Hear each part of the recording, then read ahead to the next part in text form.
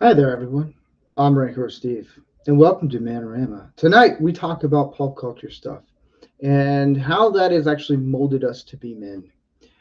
And it's going to be a lot of fun. It's jokes alive. We have a new poll out. It's going to be a lot of fun. Just stay tuned, and we're all going to have fun, y'all.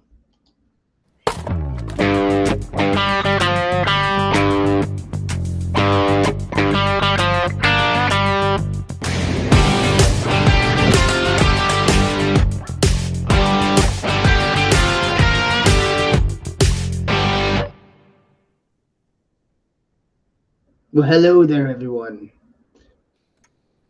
Welcome to Man-O-Rama, everyone. I am everyone's all coming in. You guys can turn your cameras on now. Don't be camera shy, everyone. We have a full panel. You can't. Oh man. The cream of the crop. Ooh, yeah.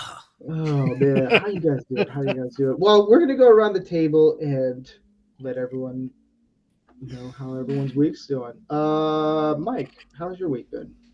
My week has been going craptastic, Steve. How's yours been? Awesome. Awesome. What does it smell like? I don't want to know. Great, because I don't want to tell you.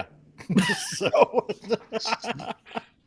no, it's been going pretty good. You know, had a marvelous weekend. There was there was a flea market, and I wish I had some change on me because I was about to buy some Teenage Mutant Ninja Turtle parody comics, like Adolescent Radioactive Black Belt Hamsters, slightly, what was it? Prepubescent, slightly radioactive ninja hamsters and stuff like that. Like all these TMNT parody comics. There's one with elephants, wasn't there? Yeah, there was one with elephants. Yeah, like something pachyderms or whatever it was. It was awesome, but I didn't have enough change. Plus, on top of that, I could have bought some 1967 cheesecake kind of men's magazines, which my wife was actually kind of encouraging me to buy, oddly enough. So, yeah, I like the title of one of them. It was called Men's World, which was awesome. So, Really? but luckily, I actually got the guy's business card. So, I'll probably pick those up later. Yes. So, purely for artistic reasons. Okay. And all right. and historical preservation. Tom, how's your week been? Busy. Might be Busy? getting a monitor donated to me for my photo editing, which I can then work on my book. That should be here tomorrow, actually, from Amazon.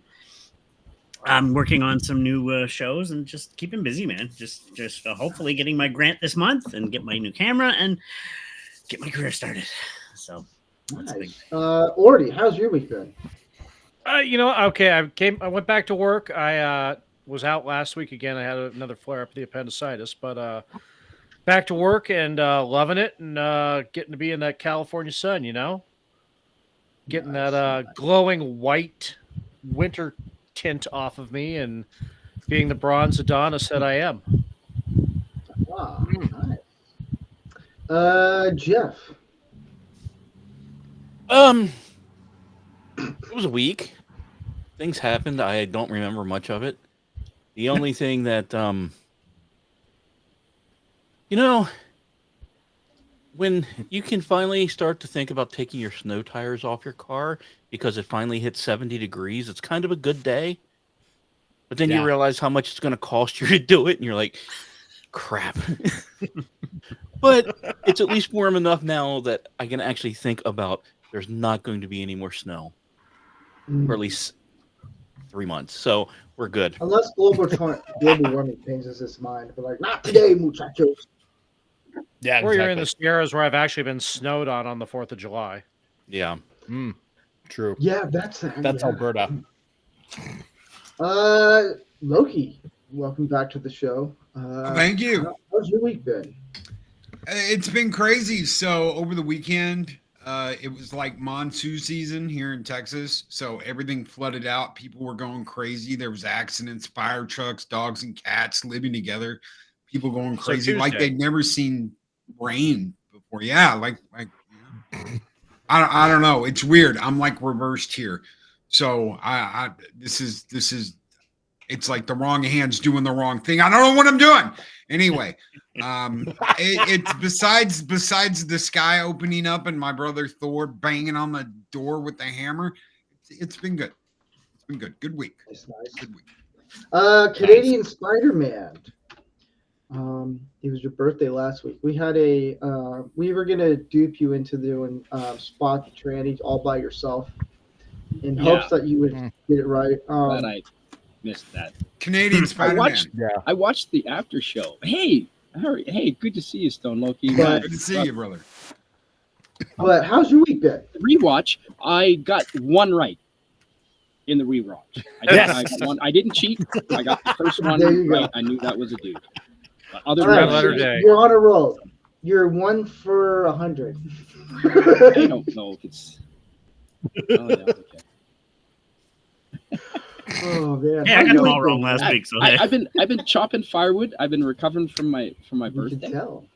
and busy with the firewood. I made some pot butter, and I sent you a picture in the private chat about what I've been learning how to drive a fucking Zamboni. Yeah. nice. Yes, sir.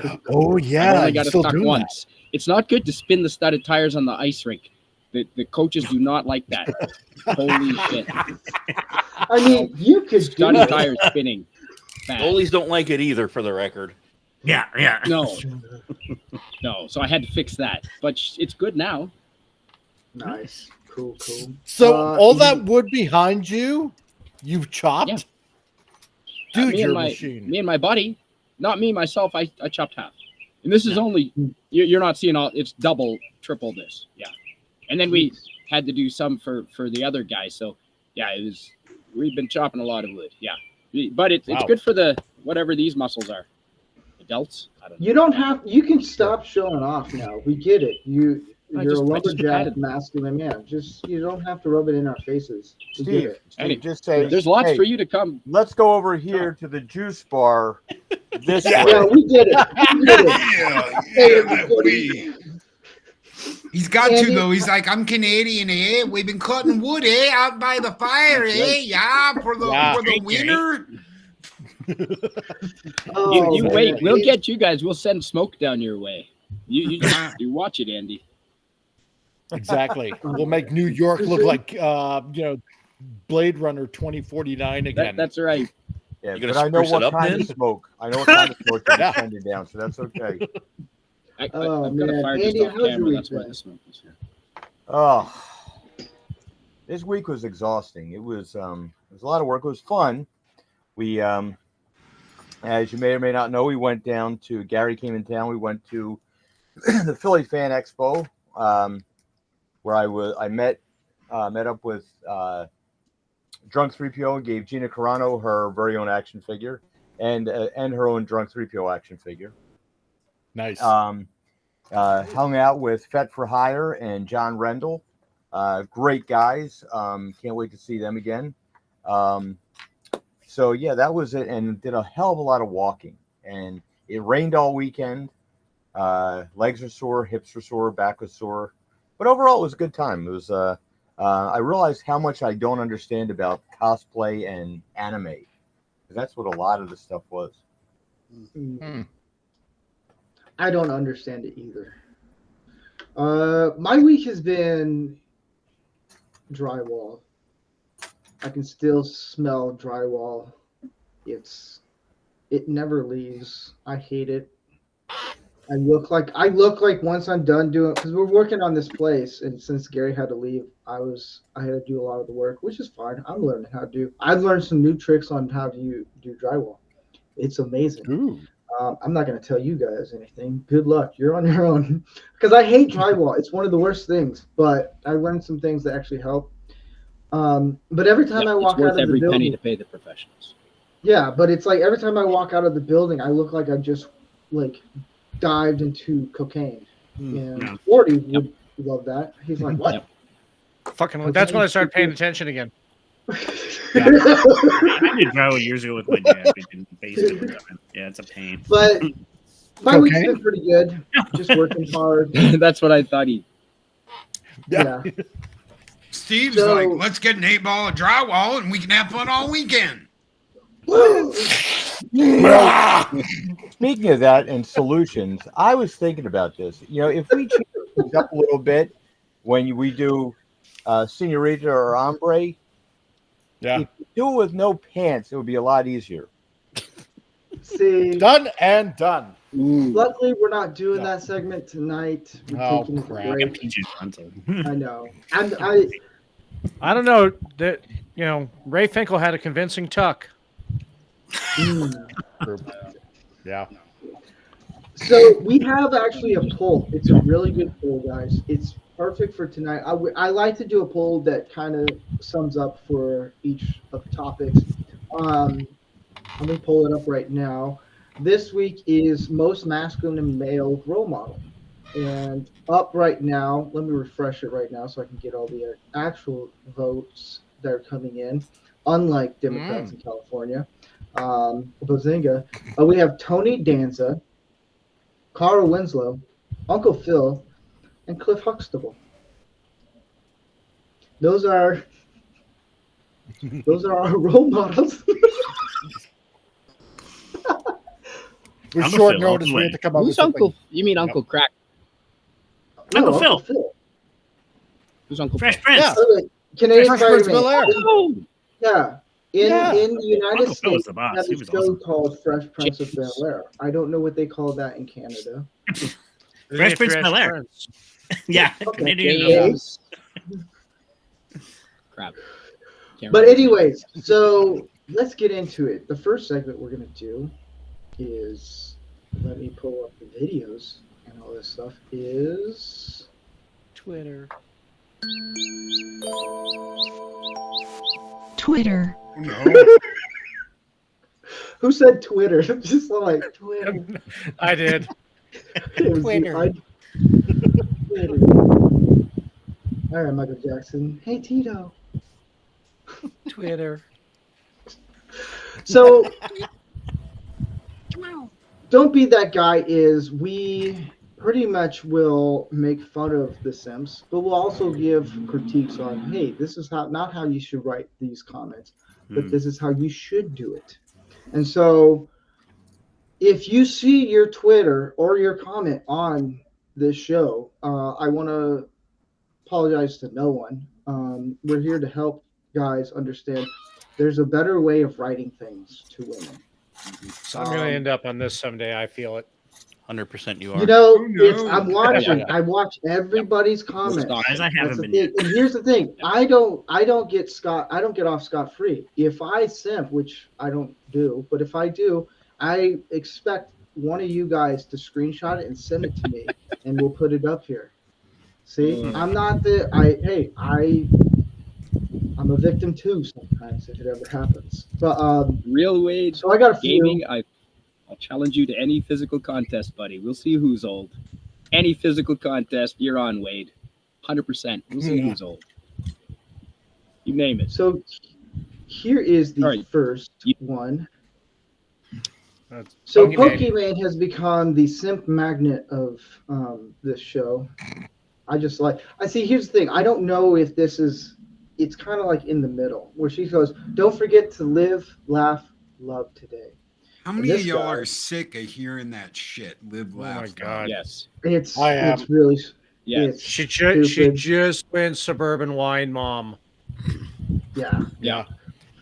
Every time I'm dragged to Michael's, I see that and I'm like, it's another reason why I hate going to Michael's with my wife. Not that I hate my But she wife. said this. So this artist guy said, "It's always about us. How about you? Don't forget to live, laugh, love today. Keep shining, Pokey." Anyone? Simp. How would you actually leave a comment? Because this isn't simping; it's borderline, but it's cringy, in my opinion. How about you remove your tongue from her ass, dude?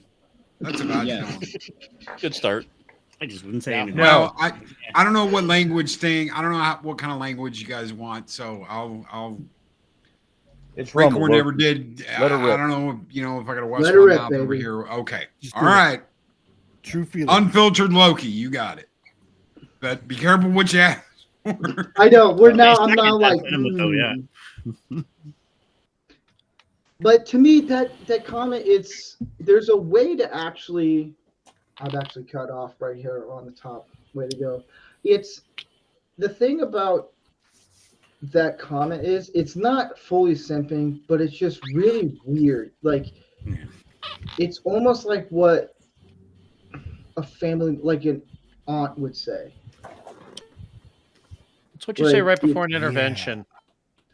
Yeah, it's just it's I can weird. fix It's her. kind of off-putting. You're kind of like, did I just read that right? Like what? Like Yeah. you could have just said, hey, how about you think about yourself and get off Twitter and go do something for yourself fun, like something like that. Show I your would be butthole cool. again. I don't want that. Depends on what Sell you your see. own vintage bathwater. All right, so here's another one. All right, so this one I'll clarify this one.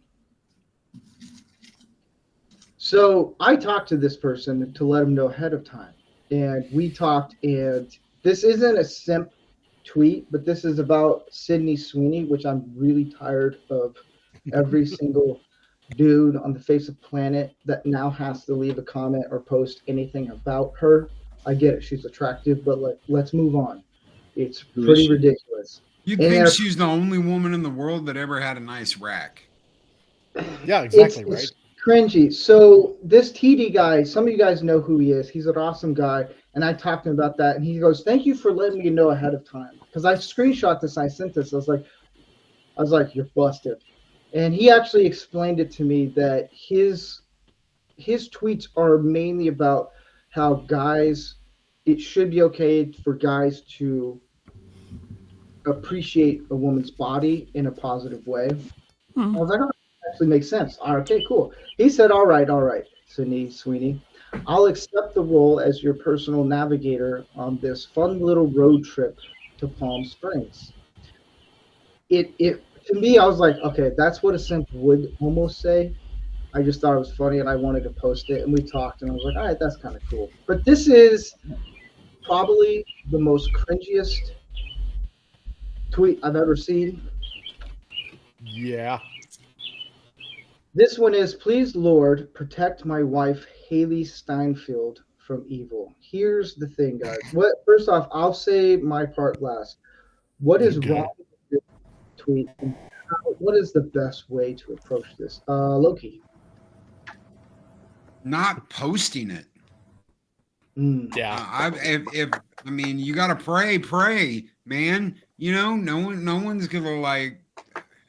I don't know. I wouldn't. I pray. You can ask for prayers, but he's not really doing that. It's like he's tweeting God. Guess what, guys? God doesn't go on Twitter.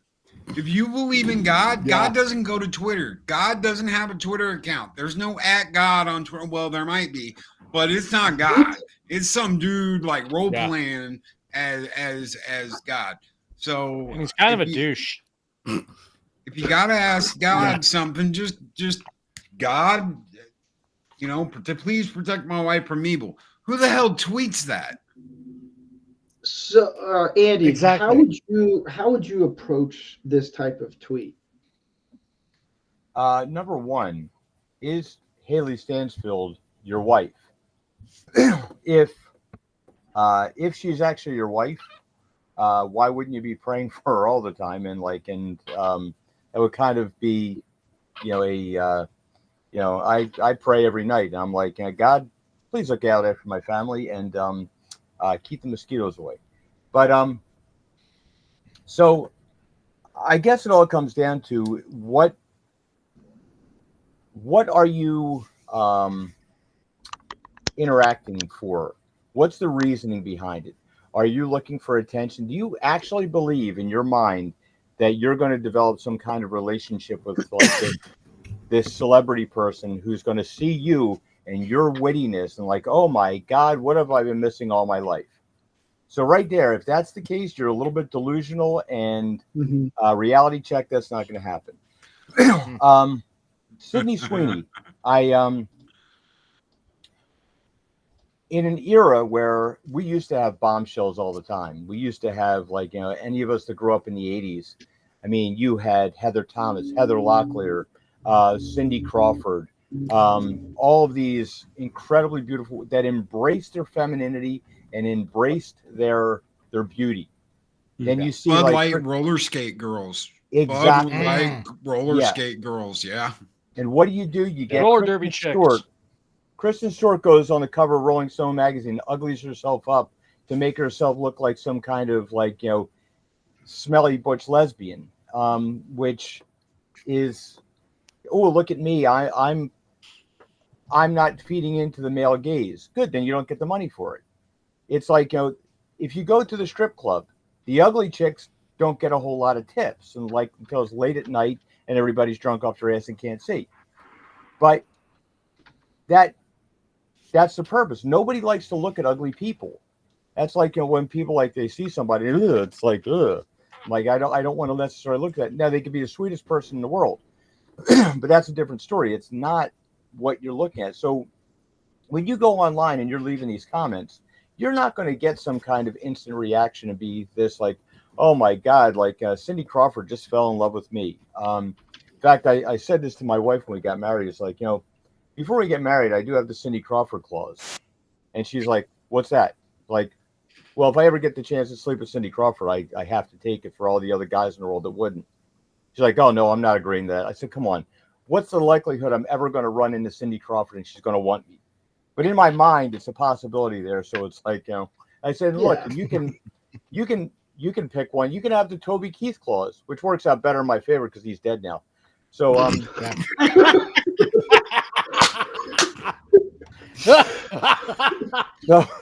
so that's off the table. And it's an alternate. So, but you're not going to get that reaction. You're not going to get some guy like, and she's not going to like to fall head over heels with you because you made a witty comment on Twitter.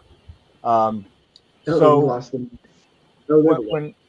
when you see this stuff, it's like, I don't know whether people are being facetious and like they're being like, hey, look at me. Like, sadly, I do believe that there's a lot of guys out there that buy into this fantasy because they're not willing to go out into the real world and find somebody they can actually relate with. And there's a lot of reasons for that, which we've gotten into in past episodes. But in reality, look,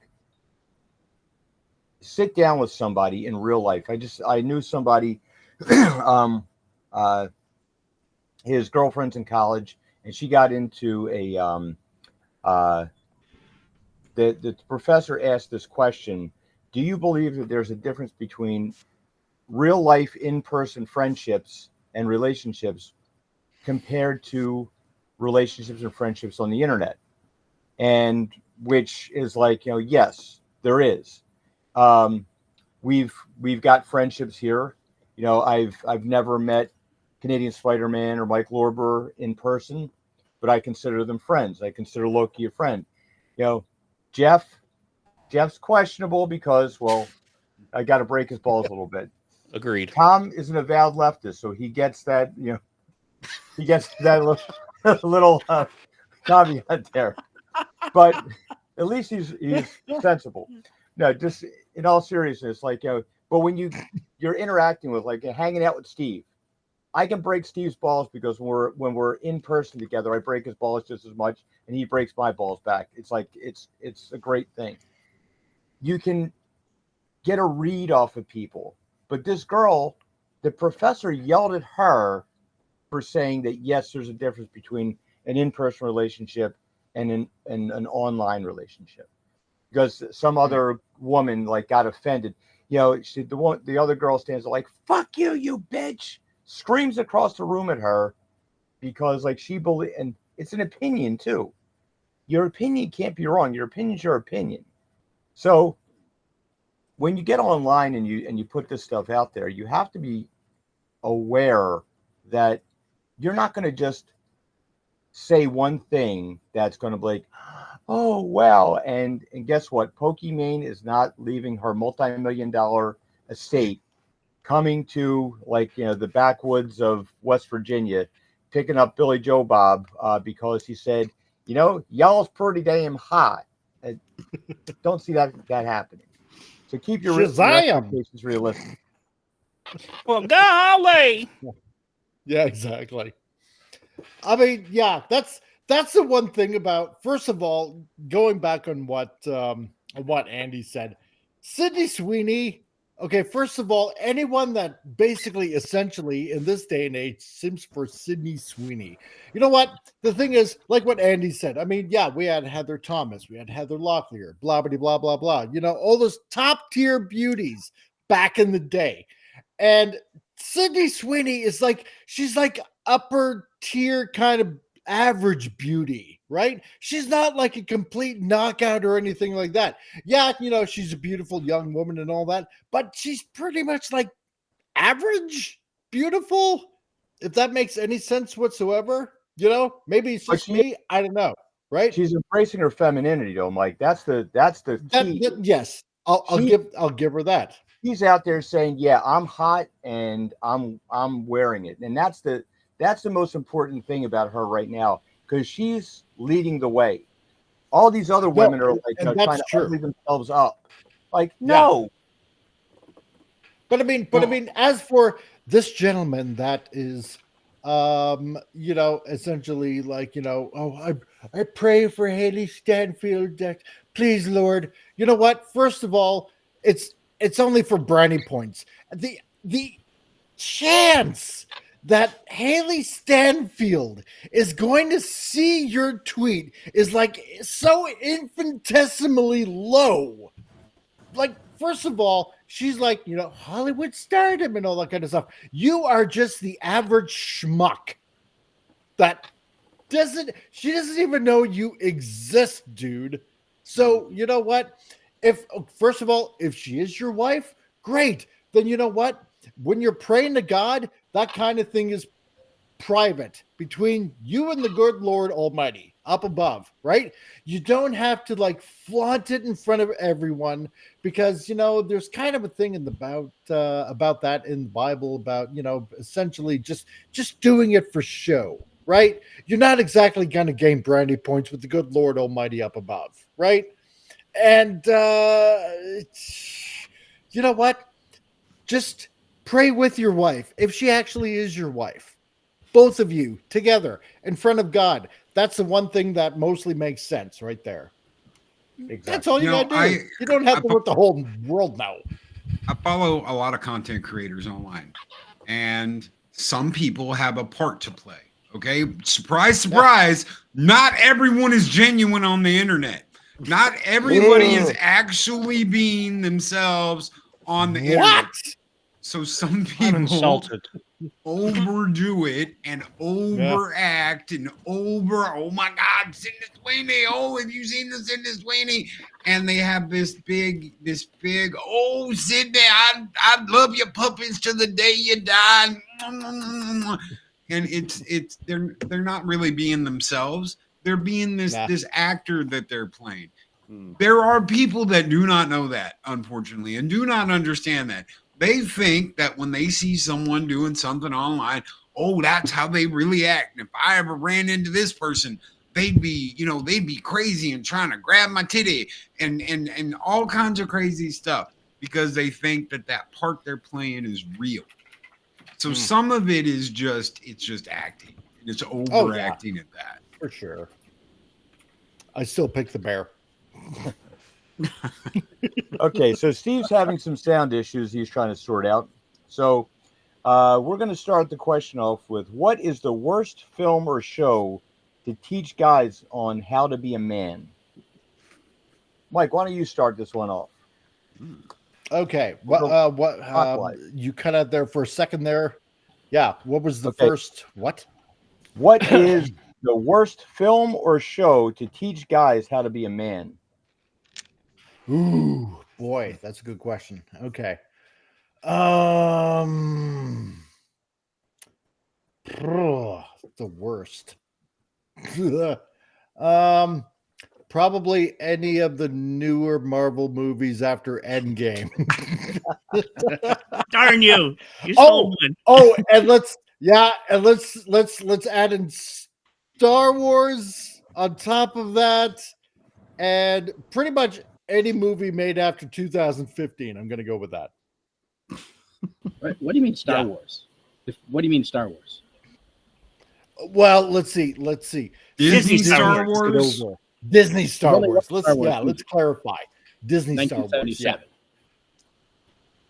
No, Disney Star Wars. Solely Disney Star Wars. I'm nostalgic for the day when the absolute worst thing that happened to the Star Wars franchise was the prequels. Yeah. I didn't hate them Those- then, those and now I good really like them now. It's like, yeah, they just. Eris came in tonight, but right before the show, and goes, "Do you want tickets to see the Phantom Menace?" And I go, "Do you want to go see it?" And she goes, "Well, the only Star Wars movie I've seen is in the theater is TLJ." I said, "Okay, I guess we're going to see the Phantom Menace." Look, There we we go. went to see it on Friday. It was a great experience. It was Good. my Excellent. it came out the same year my son was born, so Yeah. he had never seen it on the big screen. So we went out to the theater and we checked it out. Man, it was so good. I mean, Yeah. you knew what was going to happen, but it was Star Wars. It was still Star Wars, and it was just so refreshing to not see girl boss power and everything like that everywhere. So I would highly recommend it. Actually, the re-release did good at the box office. I heard too when it re-released at that time. Yeah. It did. Steve's back. But Can anyone hear me right now? there we go. Yes. Yep. Yes. We can hear you. Yes, we can. My headphones just went out. Like just Oh man. Huh. and I went to my wife, I was like, "Where's your Bluetooth headphones?" Give me it, woman. Oh man. It has to be every week something comes up and it's never gonna it's a challenge, it's not gonna stop me. But you keep going. Um, you keep going. You don't. let it yeah. stop you, so. Yeah. Keep going. One day at a time. Survive. So I'm back, guys. Oh. Yeah. So who went, how, where, Tom's up. when? Yes. Tom? Well, Mike, you took all mine. Darn you. I know. It's what I do. Yes. Anything to do with Oh, Marvel stuff. Worst film from. That's a hard one. Because, like I said, any of the modern stuff, like I'll take one specific. And actually, we were talking about her, Madam Web, Sydney Sweeney. Oh That's- God. No man should ever watch that. That's just. I don't oh know my who God. she is. She's in Madam Web, I Good. guess. I mean, hey, I'll admit I've gotten bored with her. I thought she was hot, Madam Web. With I the know who Schoolgirl Raquel outfit, but Welch I'm is. already bored with her already. It's like I'm tired of hearing about her already. But yeah, that movie was just horrible, and just there's just all women power and men whatever, and like no any film like that really. But that for the most current one in my mind, it just why do we have to bring down men? Why do we have to I'm tired of it. I'm tired of any film like that, really. I could go a whole list of them that do that, but they're mostly modern now. That we have to tear down men to make our women feel powerful. No, women can be powerful and men can be powerful. There's so many good films out there, and anything like that that tears a man down, just avoid them because it's ridiculous. Yeah. There's too much of that out there now. It's just I'm tired of it. So, but yeah, I'll use Madam Web because that's the most current one. But there's so many I could really break down. It's just.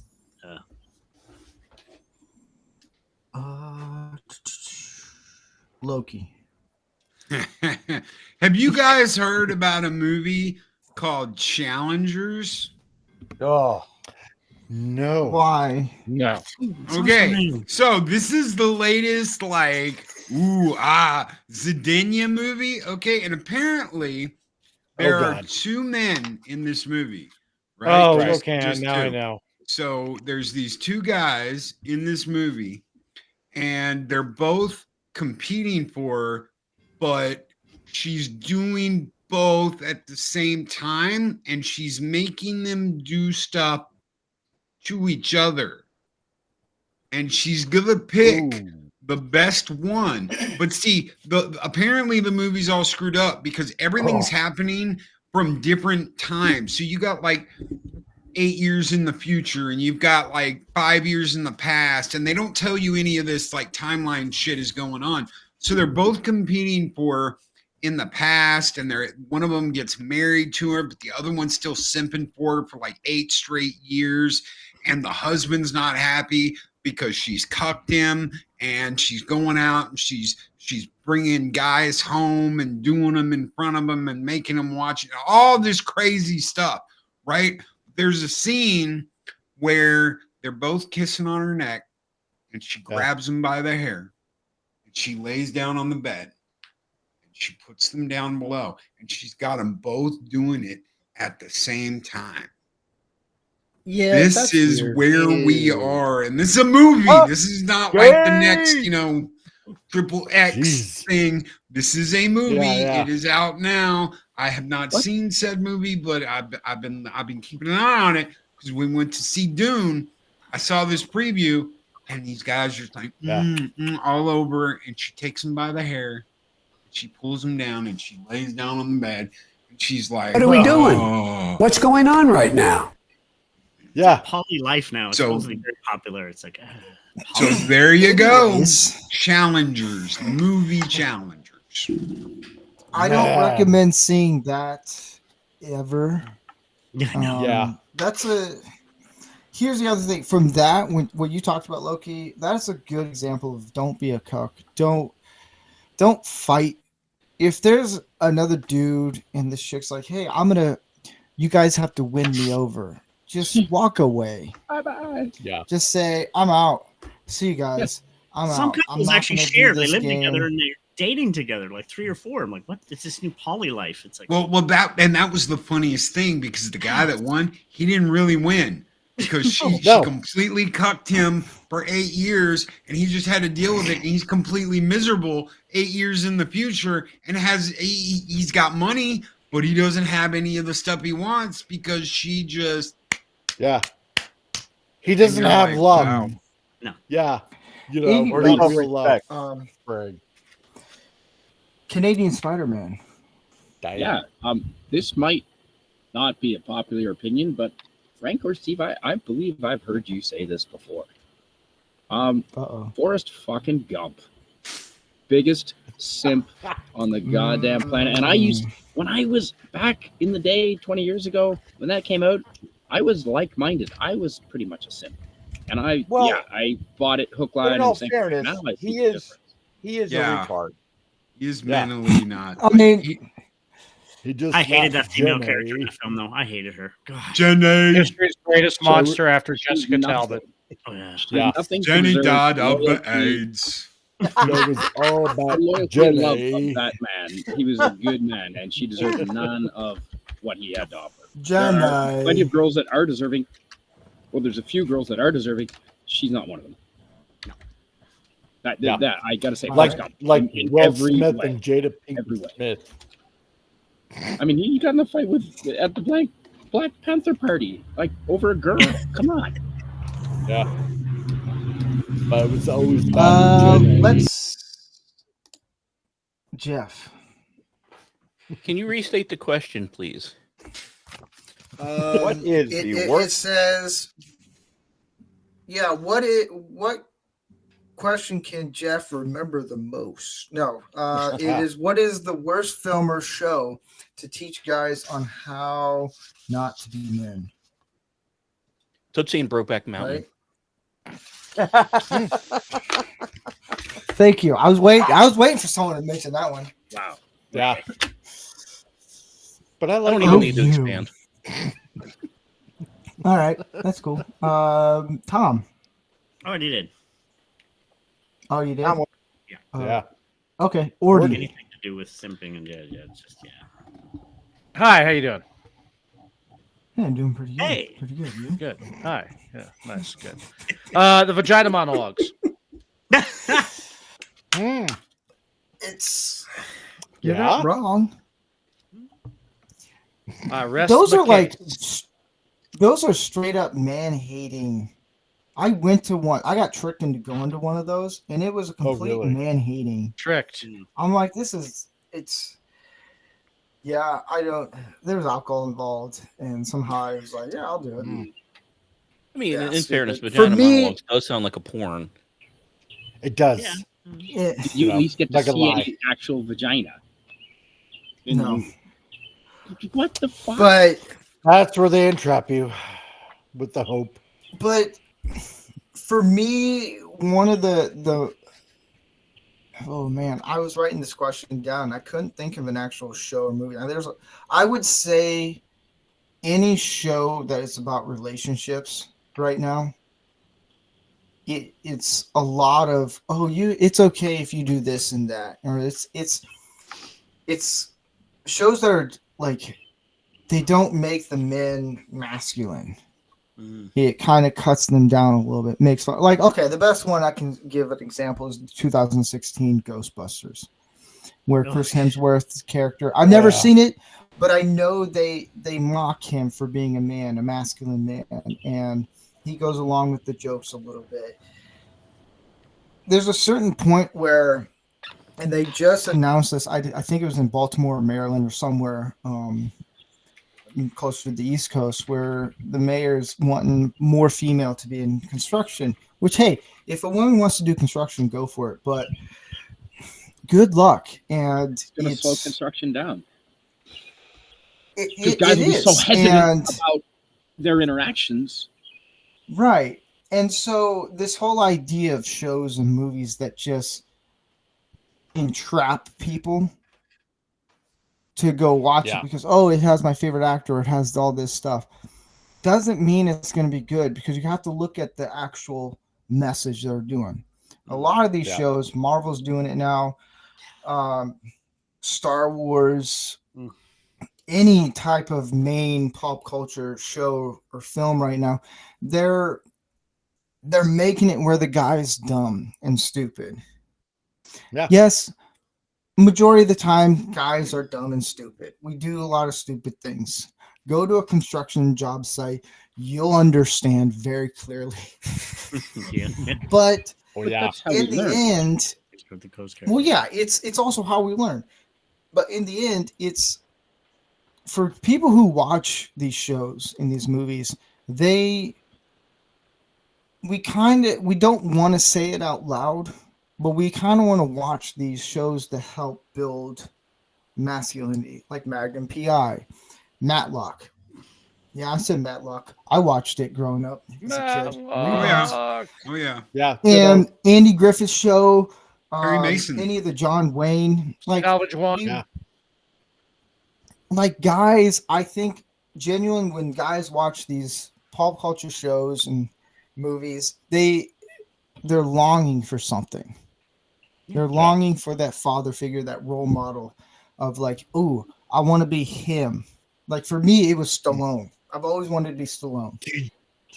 Even though I was not Italian or from Philly. Hey, First Blood's awesome. Or had a list or whatever you. It's technicality. It's one of those. I think guys thrive for it, and I wanted to do this as a main topic because there's guys out there. They're just.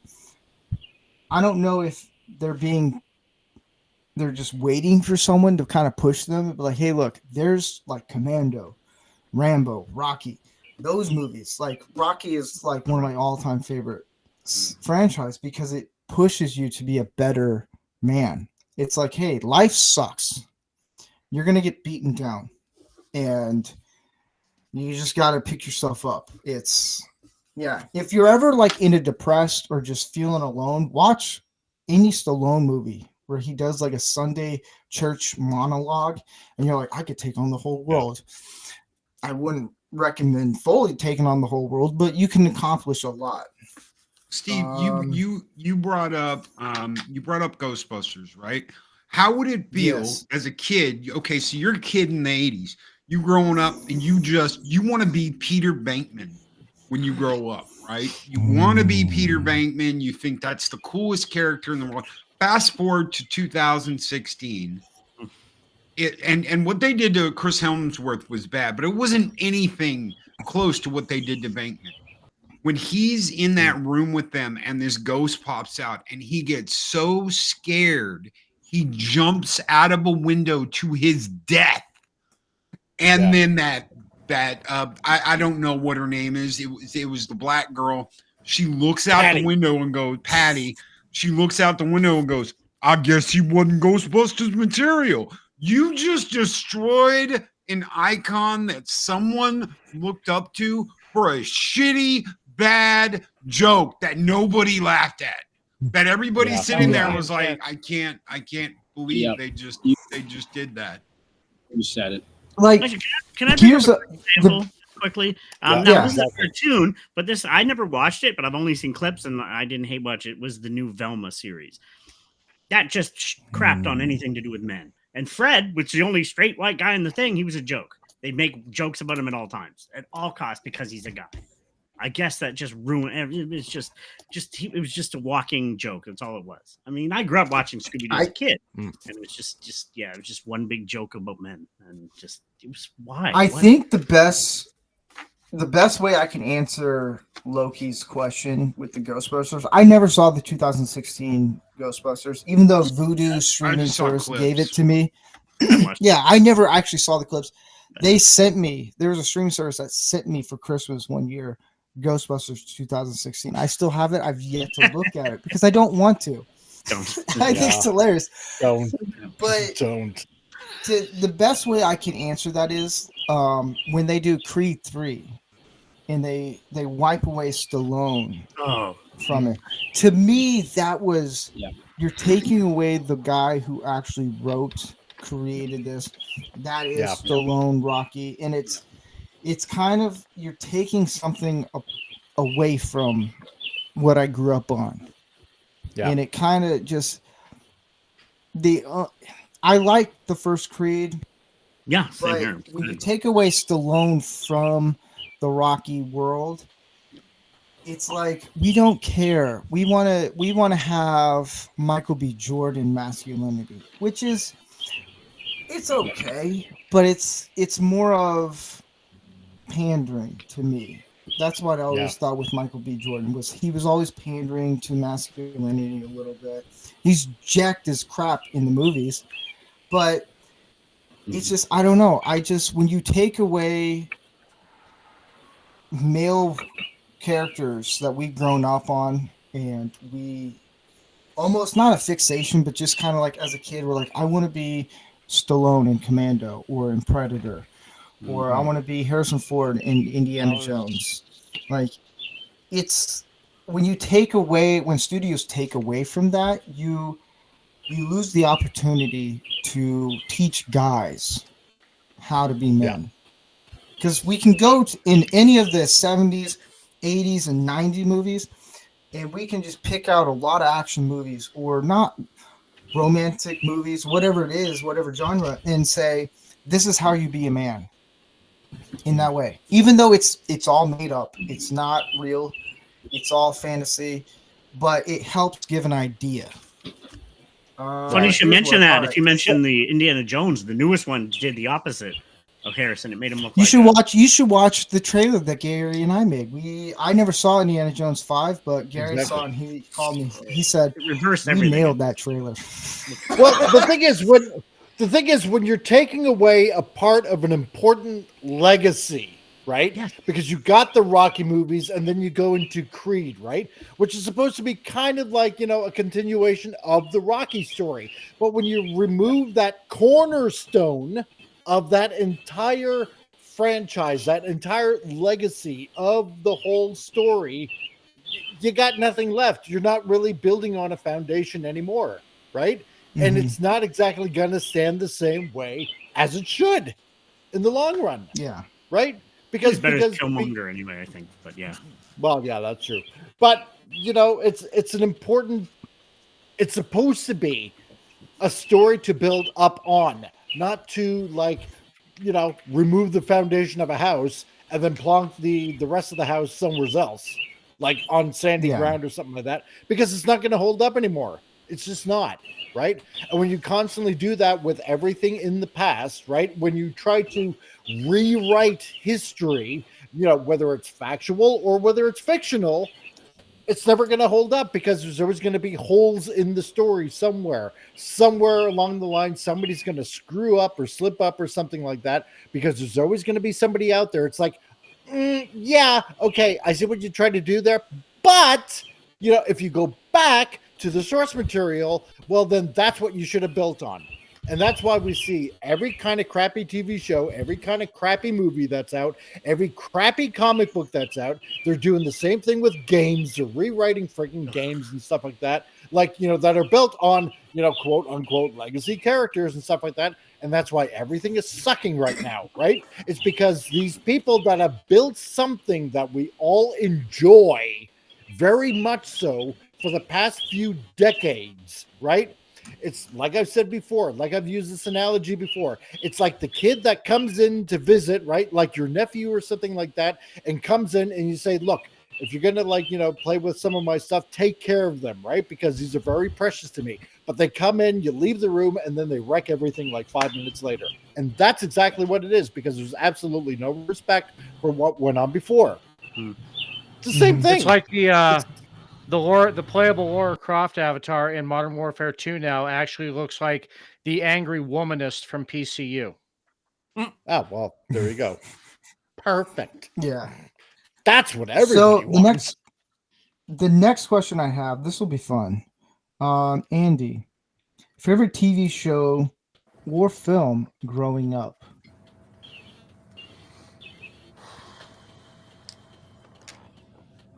Okay. TV show growing up. Probably $6 Million Man. That was like that came, and the Dukes of Hazzard, that was right there too. And both macho show. Both of them were very, very macho, very and also you had Daisy Duke, who was really hot but very capable as well. Mm-hmm. Movies, I grew up on a lot of John Wayne, and John Wayne, Clint Eastwood, and there were classic characters that not being manly wasn't an option. It's like there's a certain responsibility that comes along with it, and if you're going to emulate something, it was a little bit easier because my dad, he was World War II vet. He was big guy, and he great sense of humor, but he didn't take any shit. And he didn't give you any slack. Like you got done the things you needed to get done, and then you can play around afterwards. So I was seeing this stuff on screen, and I would see it at home. So today, unfortunately, as Loki pointed out, you get examples for these kids that you're not paying attention. You put this on in front of them, you get challengers, and don't be like that. Do yourselves a favor and put on some of the classics. Put on something that's got good, solid masculine characters. But you know what? When I was growing up, everything was like that. You couldn't find somebody that was of that, Justin Trudeau type format. You're welcome. Hair on my back just stood up, Andy. Yeah. Back of my My neck. hackles have hackles. Us Canadians definitely get that one. Ordy, what's a film or TV show that you grew up on that you could just connect with?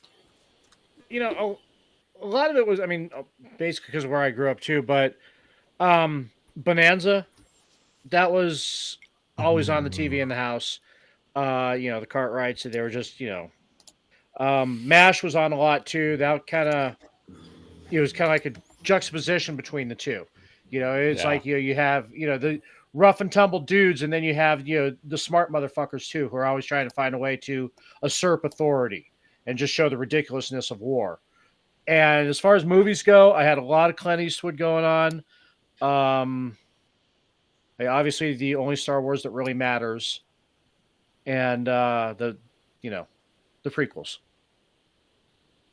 Yeah. And everybody just left. No, but and the original ones. And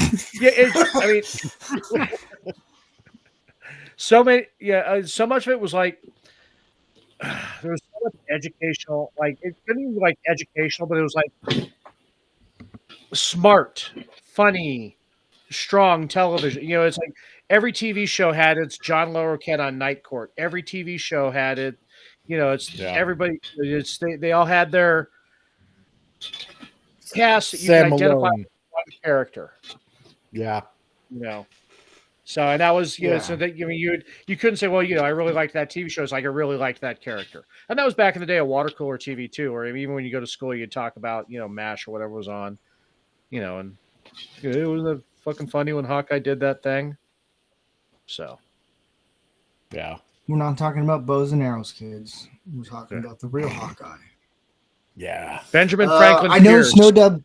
prior to Trapper leaving, or prior to, not Trapper, Jesus Christ, I already forgot. Yeah, right before Trapper leaving. Because when BJ showed up, it kind of went all bleh. Yeah.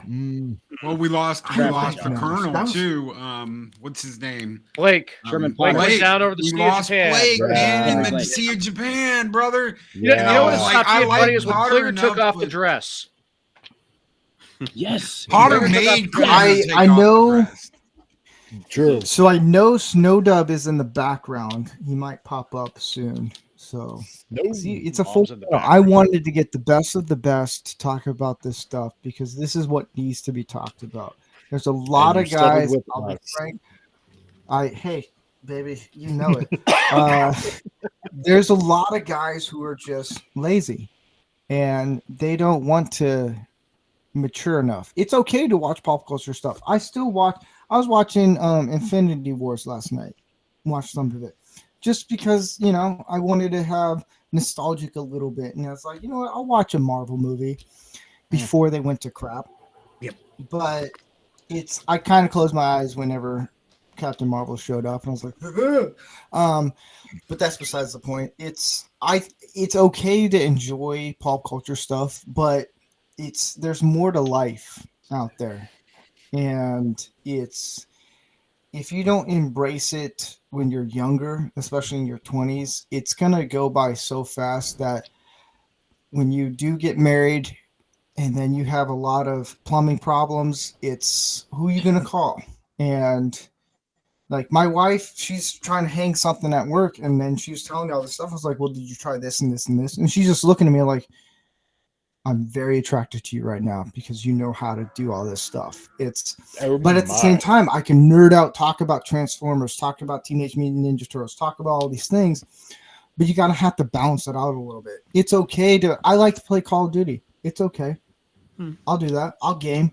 But every once in a while, those are for fun things. And so I wanted to do this episode where it's like, hey, we can do all these fun things, but there's got to be something where we have to mature and kick our butts into high gear. So, Loki. Hey, Snowdub. I can't believe I'm the first You guys person hear me? to say this. Yeah. Cheers. Yes. Can you hear me? But you can't see me. Mm-mm. Oh, no. Weird. Okay. Some You white, see an yellow. It's okay, all Miss rainbow Piggy. flag. It's okay, Miss Piggy. All right. Let's try that. No? Nope. I keep trying to enable camera and it won't let me. It's being weird. Did you Test hit pattern, though. allow? Did you hit allow when you were in the green room or whatever? I think so. Pretty sure I did. Sometimes you have to unplug and plug it in. It's annoying. Yeah. There's a little down arrow on your camera, and you can change cameras. That's what I'm doing, and that's every time I change it, it kicks me off the screen. Snow, I had to drop Virtual out and drop back in twice before my camera came up. Just like Yeah. Mine keeps changing which camera I'm using. Or unplug your camera And plug it back physically and plug That it back works. in. That's Or- Because that Yeah. works with me. Or we could all just chip in 50 cents and Rancor Steve can get a StreamYard. I've got your back. No, Steve, I've got here's your back. $5. Go watch a I have access StreamYard. codes for you. Yeah. Busting my Lordy. balls. You know what? You know what? I'm gonna do this. I'm gonna auction off a life-size Rancor Steve. And Get you a year of StreamYards. A life size. I like that you said life size. Oh, God. Yeah, I'm 5'4", whatever. And Paul. Loki. I can't believe I was saying I can't. Snowdub is trying to figure out. Snowdub is trying to figure out the camera stuff. I know I do everything on Rumble probably have Studios, to and everyone drop does it out. on StreamYards. Try jumping out and then coming back in. It might work. Okay. But Loki, I almost said Snowdub, and I'm like, oh, I gotta. I'm having fun, man. It's a roller coaster. yeah. I gotta adapt. That's all I gotta do, man. I love you guys. You guys are funny. And dude, I know how crazy it is juggling a panel this big, Yeah. and a lot of us are some big guys. So just getting us up in the air is a huge accomplishment. But yeah, it's fun, man. I like because we like to chill and have fun. So what show or film that that you grew up that you just was like, oh my gosh? I can't believe nobody said this yet. So, when I was a kid, when I was little, my dad was a flight officer for the Navy. He went on aircraft carriers. He would be gone, most of the year, and then come back and spend a month or two at the house before, boom, he was out doing something again. Star Trek, man. That was the first TV show I remember watching. I could sit here and be like, oh, cartoons or whatever. But no, Star Trek. We'd sit there and I get to stay up late and watch reruns of Star Trek. And later it was TNG. And then it was Deep Space Nine. Then it was... So on the show, Loki doesn't know this. You can still continue, but I'm going to clarify something real quick because I didn't clarify it. I told the other guys. Anyone who mentions Star Trek will get a soundbite. Because once I did it, that's why nobody mentioned it. That's why nobody mentions Star Trek. This is why, you bastards. You knew about this and you didn't tell me. Loki, your face went like, what?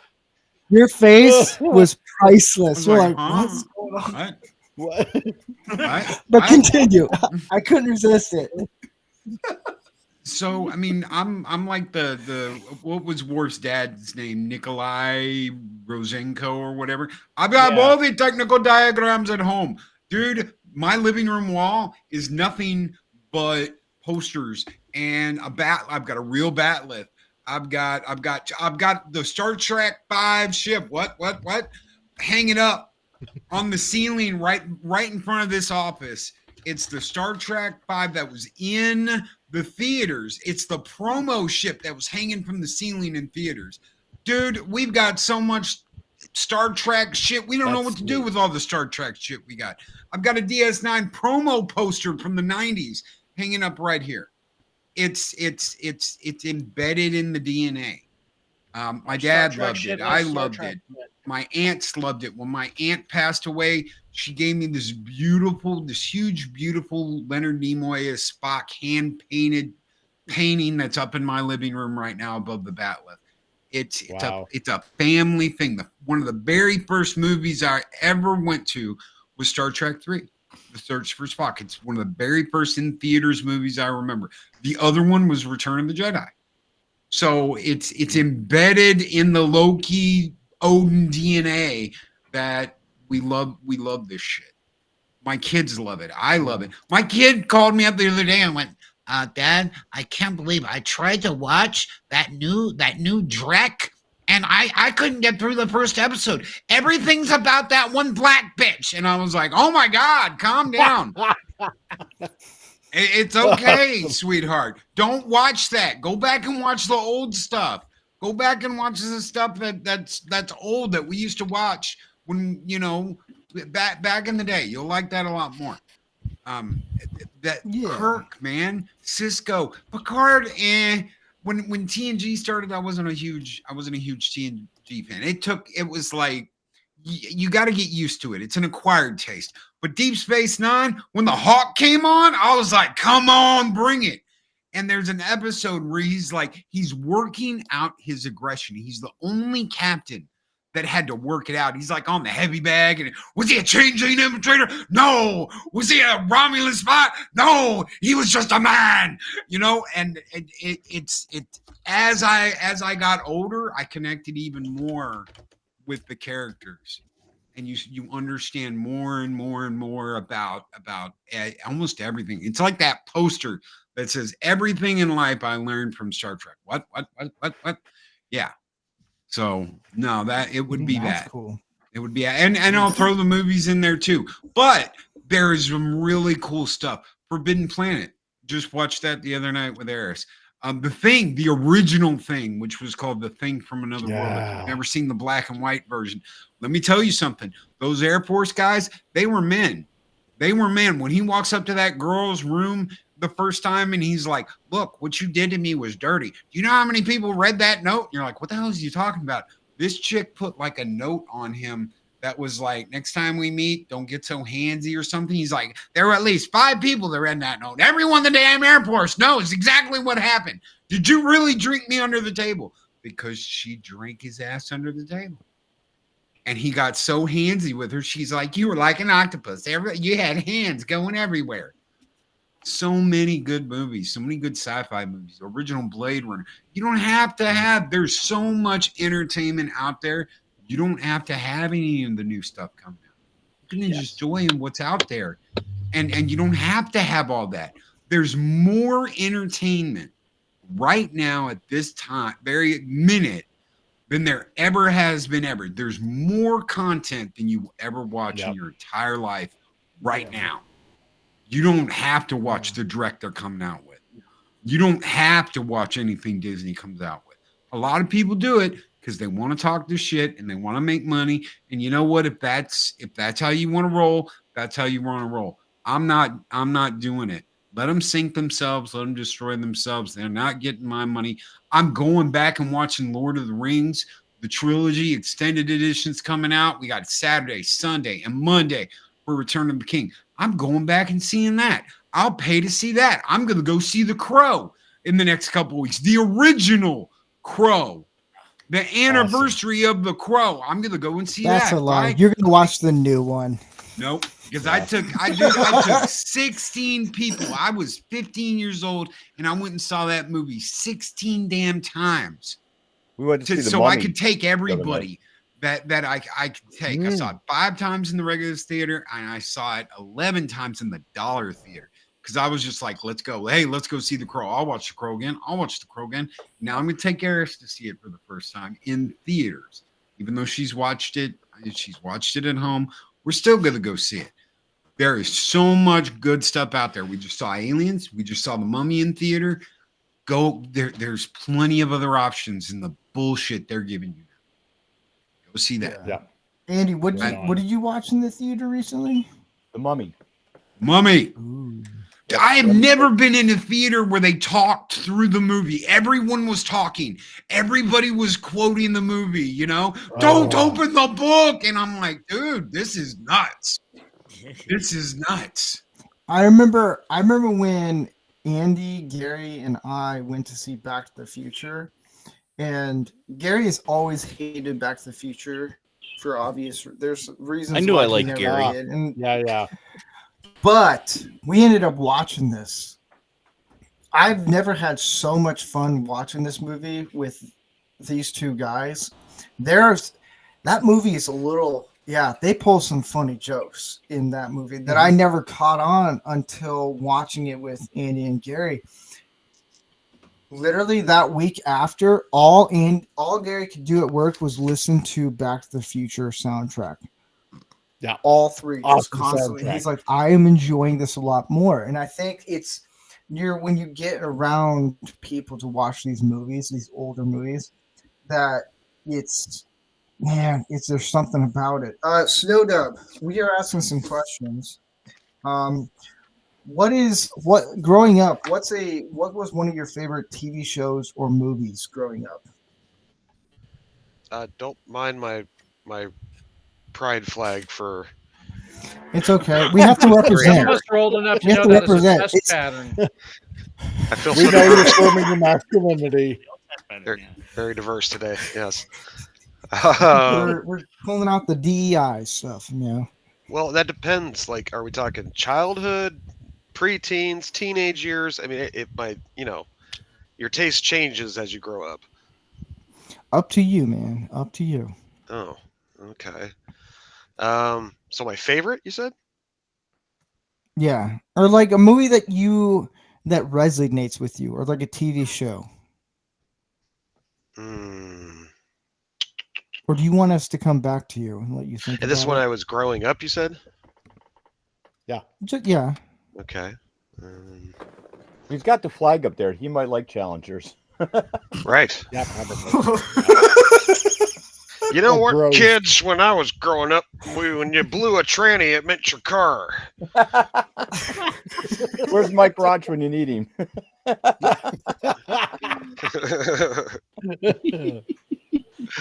Well, You can say Brokeback. It's okay. Well, you know, I always go back. I mean, if we're going way back, I'll say the Muppet Show was very inspirational for me, and obviously, you know, had a lot of influence. Of course, To Jim back that Henson. up, Linda Carter doing the Rubber Band Man song on Muppet Show. Yeah. My one of my favorites was obviously the Star Wars one, but Balboa. You know, when Stallone came on, and of course Alice Cooper. You know, he did it like a Halloween one with him. You know, it was really good. And then movies growing up, like I probably watched The Labyrinth 1,000 times. I've watched obviously John Carpenter's The Thing 1,000,000 times. I've watched James Cameron's Aliens 1,000,000 times. Evil Dead 2 I've watched a ton of times. So there's certain movies that I always go back to, and just it's like comfort food, you know, watching these movies because they were so beloved in my childhood that anytime I could turn around and plug one of those in, and it feels like home, so to speak. Yeah. I don't know. Does that kind of answer the question, or? Yeah, it does. Should I That's dig pretty deeper? good. Man, the Muppets. Wow. My wife, she loves the Muppet Christmas movie. We watch it all the time. And she'll quote it, and I'm like, dang. Like, and she's like, well, how did they do this shot? And it's like, well, they do this and that. It's, oh man, I love the Muppets. Not the newer stuff, but the older stuff. Let's just clarify. And Labyrinth. Oh man. That very first Muppet movie that Disney put out was actually good. And then they just dropped the ball after that. Yeah. I don't know what happened. Yeah. I will. We played. When we were working on deck, Aaron and I played the Labyrinth theme or the Labyrinth soundtrack. All we could do was David Bowie. We were making so many jokes about him. Did you have really tight pants on, like yoga pants? So your bulge No, stuck I out? didn't. Those were like the dry The Bowie bulge. No way. The Bowie bulge. Yeah, the Bowie bulge. Oh, And that was I done love on that. purpose, folks. That was done on purpose because there was subliminal messaging there of, you know, taking the advantage of the young girl and stuff. And yeah, I mean, Jim Henson, he was deep with that movie. Like, yeah, it's yeah. I mean, a girl just coming into her matureness and her adulthood and discovering herself with this older man. You know, it was all intentional. Oh, Jennifer Connelly. Nice. I'll get to the next question, and then I'll get to the other guys who haven't been able to talk because this last question is really good. For me, it was The Rocketeer, and as I got older, Braveheart. I know it's historically inaccurate. I don't give a damn. It's still a Killer really movie. good movie. Oh, I love that movie. Yeah. Oh yeah, I ended up getting it in 4K, and oh man, awesome movie. Mel Gibson still looks good. Do you know there's an hour-long version of that movie? I had it on VHS, and someone asked what's his name, the lead actor. God, I'm horrible with names. Mel Gibson. Mel Gibson. They said, "Are we ever going to get the extended cut on Blu-ray or anything?" And he said, "No one wants to produce it. No one." He goes, "I have all the film. They have all the film. They came out with it on VHS. It was a 2-tape Braveheart VHS. I had it.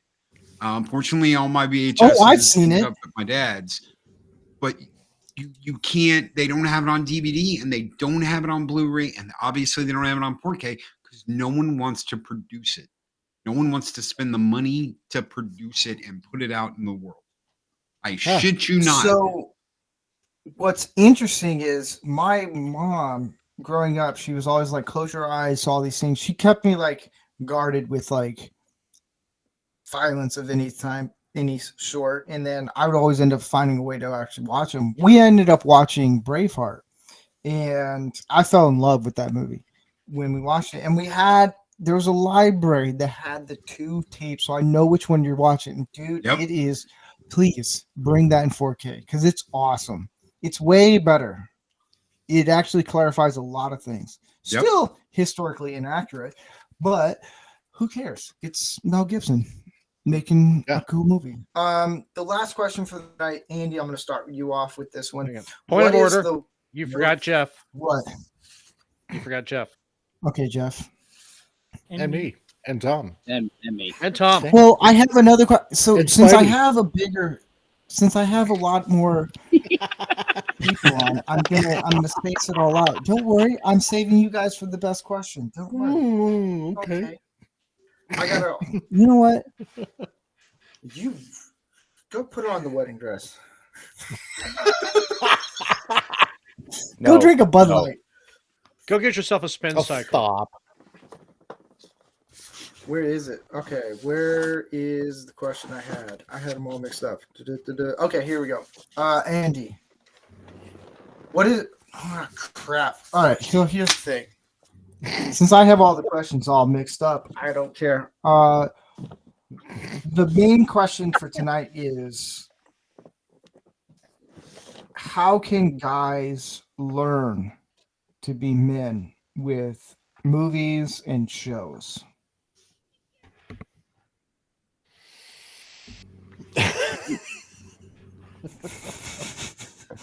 If anyone says Challenger,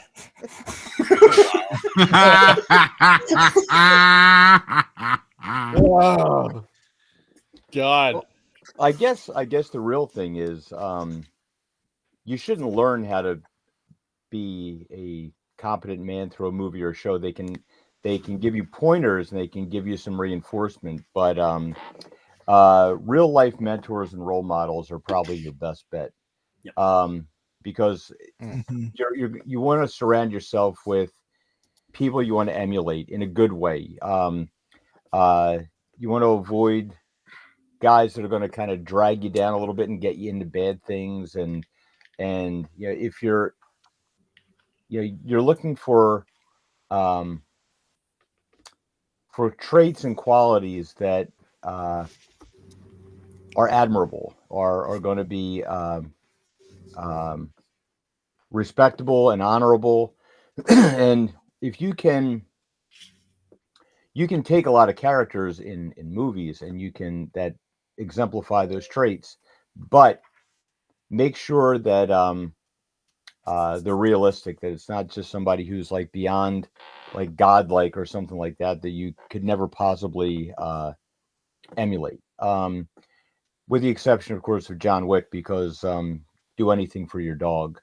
But With yeah, a pencil. yeah.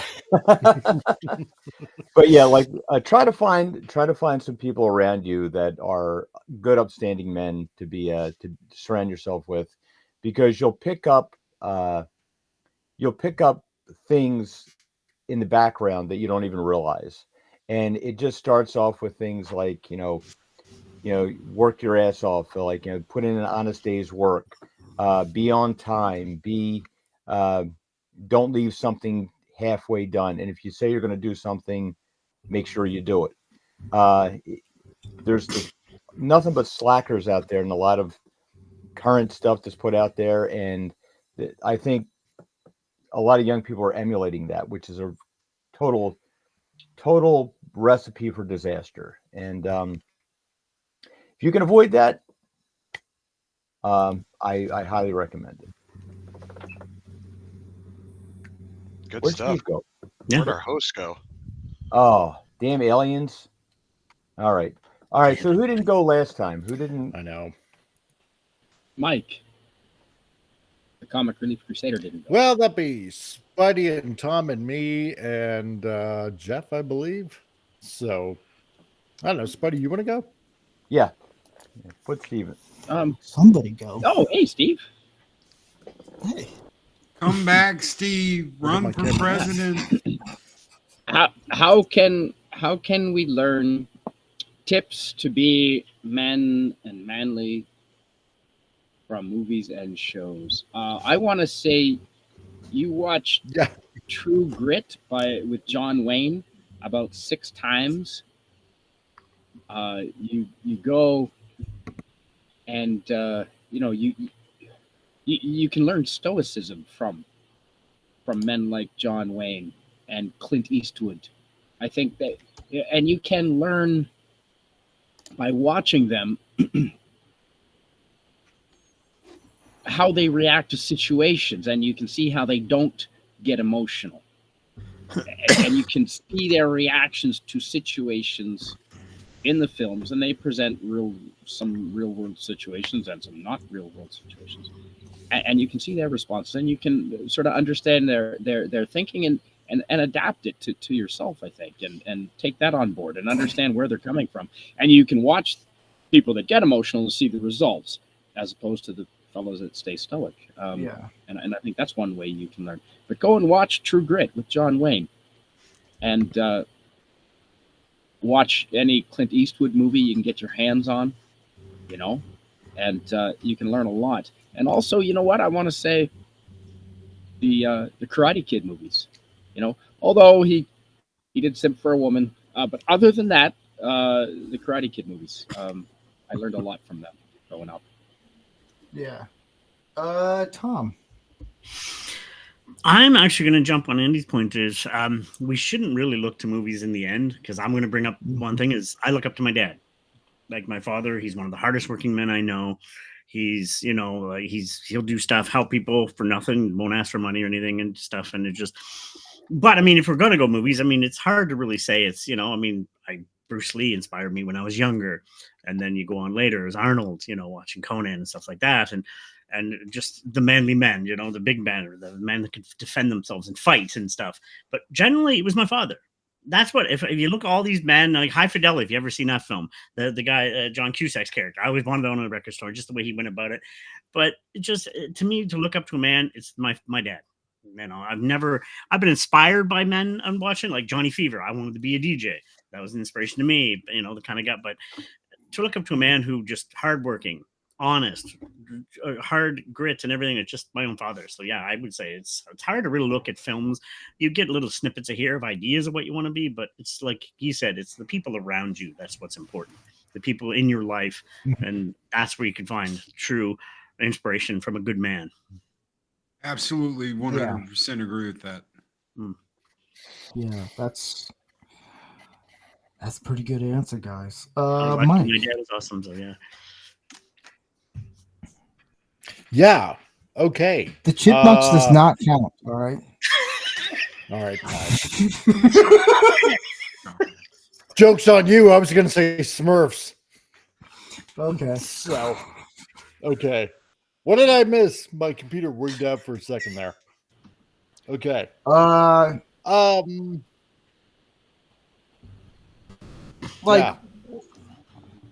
guess like Andy and Tom, they had a much better answer how they approached the question. I guess how you can take things from like movies and shows for guys to kind of have like masculinity. Like I'm not saying watch John Wick and you'll be this amazing savior of the dog community. Like no, that's not possible. I've seen them all. He falls from like a 20-story building. It's no. If anyone who hasn't seen that movie, I'm sorry. Spoiler. Yeah. But like things that you can take, like little traits from different movies. And yeah. Like, oh, okay.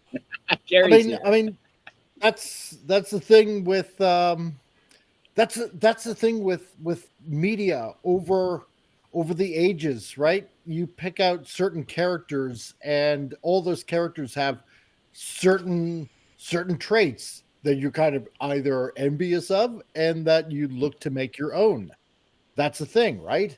Like, growing up, I would end up watching stuff like Battlestar Galactica or The Saint with Roger Moore, or like the A-Team. And it was like all these kind of shows of just men in maybe certain leadership positions, or just had a enjoyment for I don't know, adventure or exploring or something like that, and also movies that I've enjoyed for ages, like, say, Indiana Jones or Star Wars, because there were just certain characters or certain character traits that I very much enjoyed, whether it was like, being an explorer, exploring what I could possibly do in the world, or maybe taking up certain leadership positions because, I don't know, say a certain character or something like that had a certain trait that I admired, or even expanding on that because, I was such an avid comic book reader. Like, say, for example, I don't know, like one of the first Marvel comic books that I ended up picking up, like Transformers, right? You'd read the bio on like Optimus Prime or something like that. Like if he was on Earth, he'd be a doctor or a mechanic or a scientist and a warrior. And he had the personality of like Abraham Lincoln, and using his powers to like, heal and lead and stuff like that. Like certain character traits that you can pick up from certain characters, not that you should be using every character that you see as a role model, but just certain aspects of a character that you just admire and that you want to, that something that you can say, you know what, I kind of want to be like that guy because there's a guy I can look up to as a role model, or as something that you want to be aspire to. I mean, that's why ever since like like the ages since the ancient Greeks, why we have these heroic stories of like, say, Jason and the Argonauts and stuff like that, because these are like manly men doing manly things that overcome impossible odds no matter what kind of adversity comes their way. And I think that it's because through all these stories since ancient times that we can all look to certain characters in certain stories and say, you know what? Yeah. What would Captain America do? What would Jason and the Argonauts do? What would Optimus Prime do? Stuff like that, right? Just certain traits that you can try to make your own and try to be the best man that you can be. Yeah. Where did Jeff go? I don't know. I don't know. Oh, he probably has.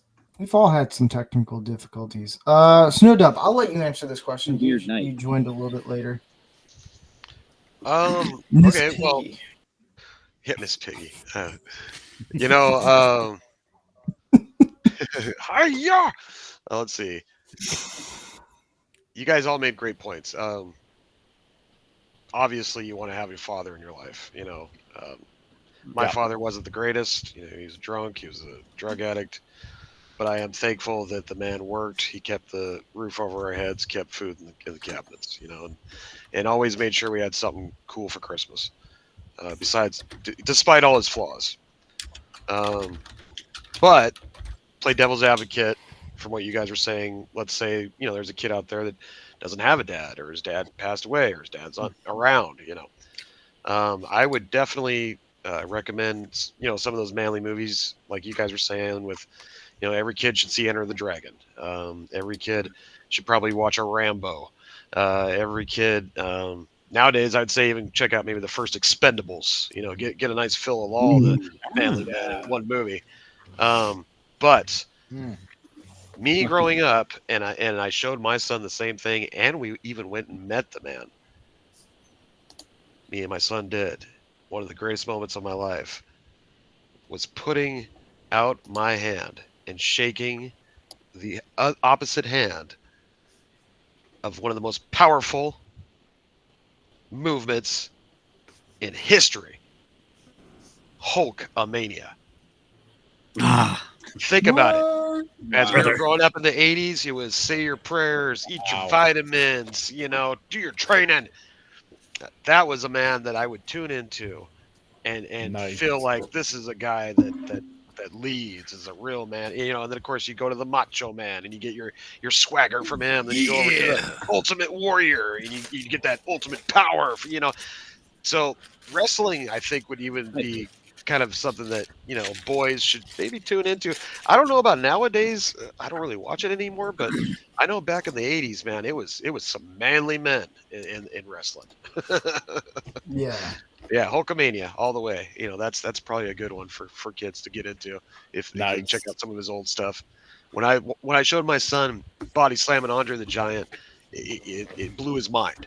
It was like he'd never seen anything like that before. Then we literally went and met Hulkster. I think like the week after that, we went to a con and met him. And of course, my son was like, "Oh, well, John Cena's my favorite," and and the Hulkster, he was totally cool. He's like, "You know what? John Cena's my favorite too." So he's totally cool about it. But yeah, so good stuff. Good stuff. Yeah, I liked a lot of your questions. I liked what Tom and Andy, they kind of switched up the answer a little bit, and it made more sense on that, because the only way we can actually learn how to be masculine or how to get close to being a man is with people that we know. Like for me, it's Andy, Mike, and Gary. Those are the three guys that I can kind of look up to as kind of like, hey, like Gary's kind of like he pretty much almost is a brother to me. And so I can learn all these different things from them. And for me, it was always Stallone. Just take something from him, like especially Rocky.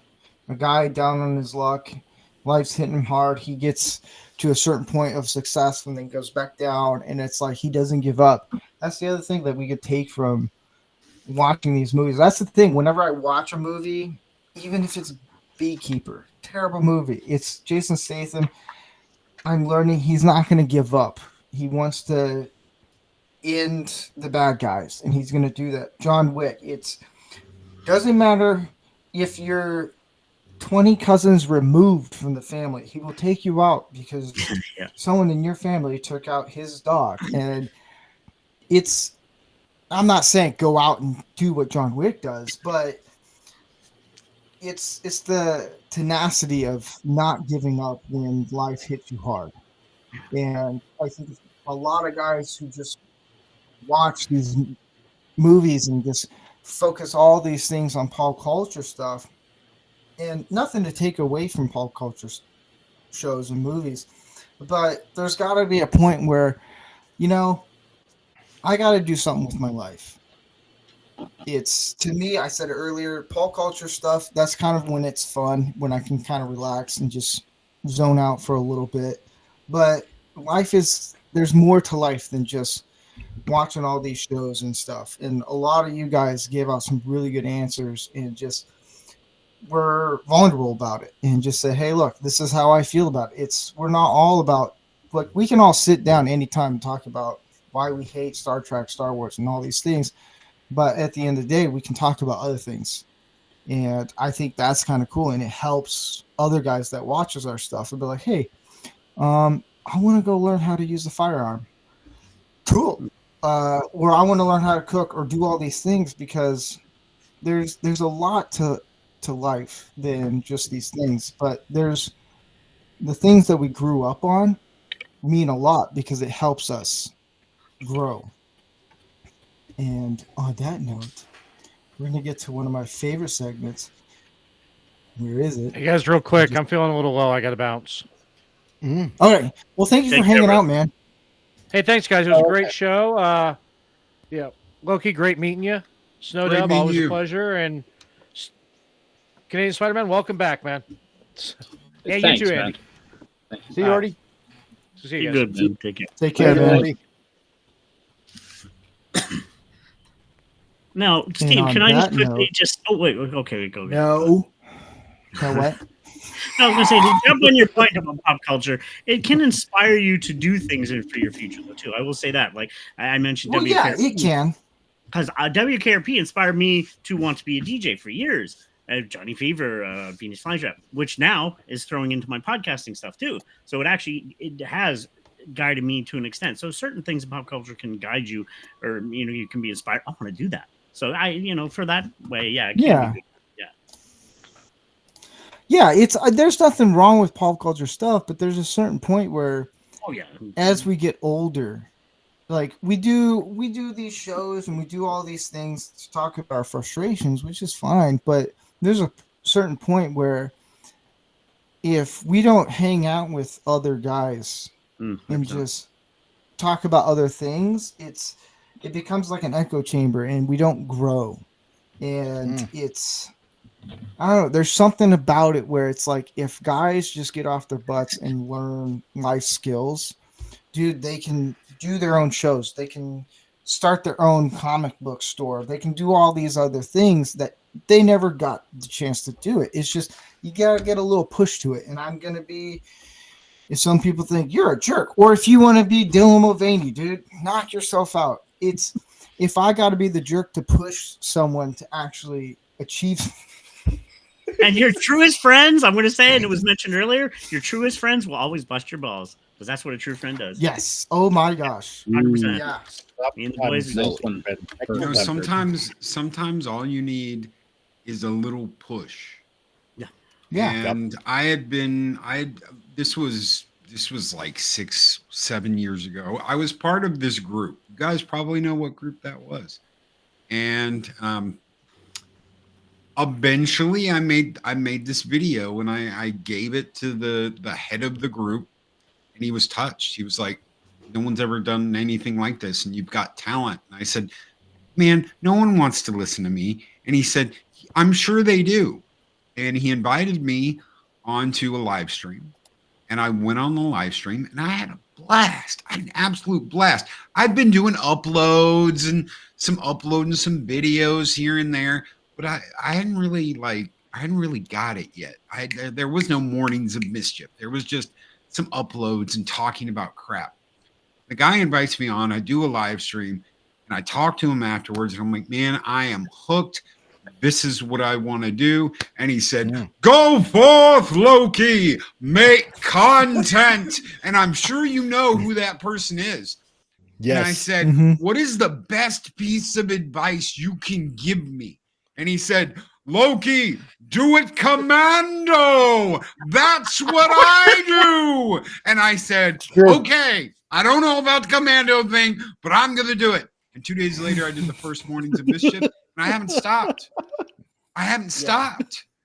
And I mean, it's one of those things. It's like I just needed that little push because I said, no one ever is going to give a shit what I have to say. No one cares. No one wants to listen to me. Why would I ever do some crazy shit like that? No one ever wants to listen. Yep. And 5 years later, I've got a good channel. I've got great friends. This guy down there at the bottom, right down there. He's a brother. He's a brother. Guy. You guys are great. Yeah, he's the rainbow guy. Oh, the DEI guy. The DEI rainbow guy. The special guy. And you know, I know Andy. I've known Andy for a while now. Andy's great. You guys are great, man. Steve's great. Comic Relief Crusader's a real friend. I've met so many wonderful people. Yeah, there's some dicks out there, and there's some people you're not going to get along with, but that's life. If you want to do some crazy shit like this, do it.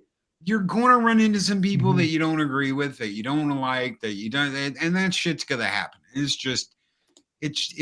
just life. But don't hold yourself back. Yeah. And if a friend says, dude, if this is what you want to do, go after it, then by God, go after it. Go and get it. Andy, is that sometimes? Whoa! That might be when did that happen? Just now? Wow! Oh, that is amazing. Who knows? That's awesome. I love the Jolly one. It's so good. It's great. That's awesome. On that note, we're gonna get into a really cool subject because love it. Society hates this part.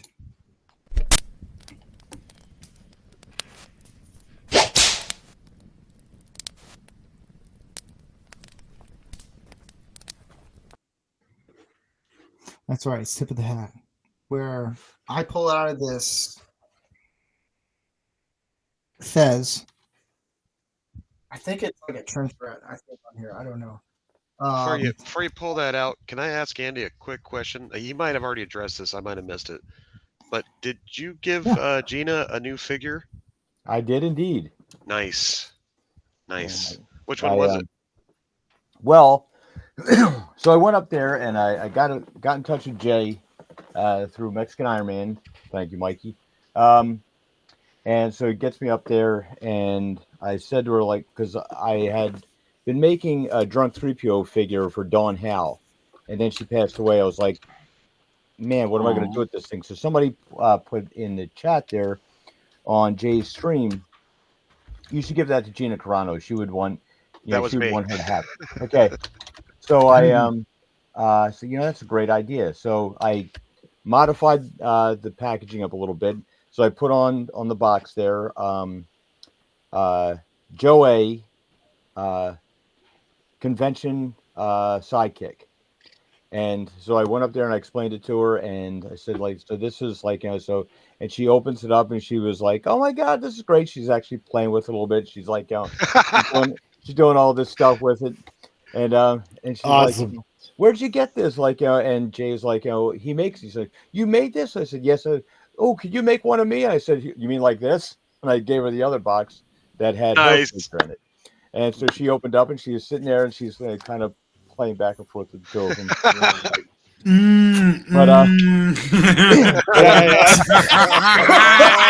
We all know. It was love you, Jay. We all know your really secret.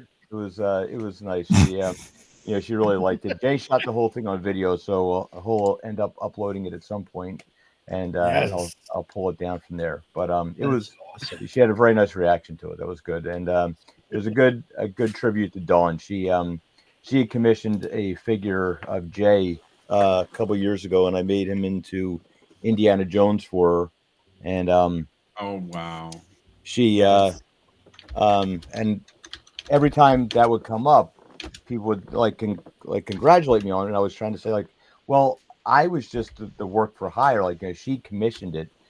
She's got to get some credit for it. So I figured, you know what? I'm just going to send her own drunk 3PO action figure. But I had no idea she was sick.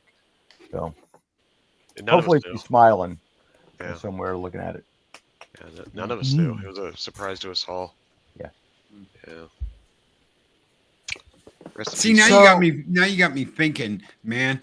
Oh, Jay, your computer's so big. Yes, that is because I am evil and good is dumb. You got me thinking of Spaceballs thing now. Were you watching me play Max? Awesome. No, sir. So, tip of the hat is where I pull a name out, and if you don't know the name, it's okay.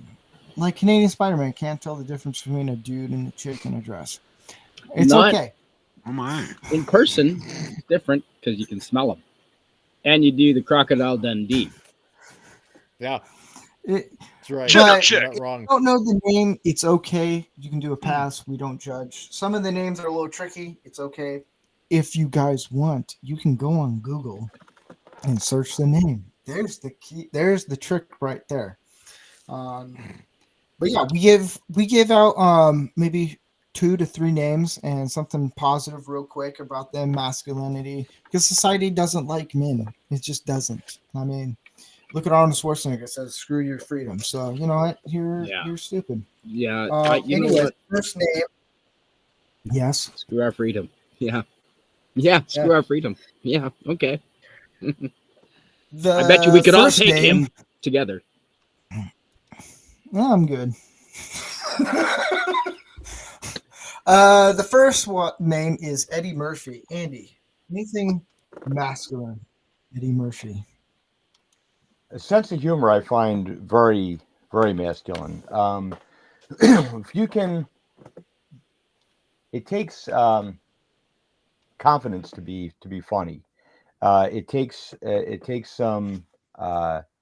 some stones to be able to put yourself out there and actually make a joke confidently. I mean, getting up in front of a large group of people, I mean, that takes some balls. And also, he went through a period there where he bought into his own hype and learned a lesson from it. And I think he changed some of his ways. So there's a good cautionary tale there for everybody as well. Yeah. Loki. Eddie Murphy? Man, Where do I start?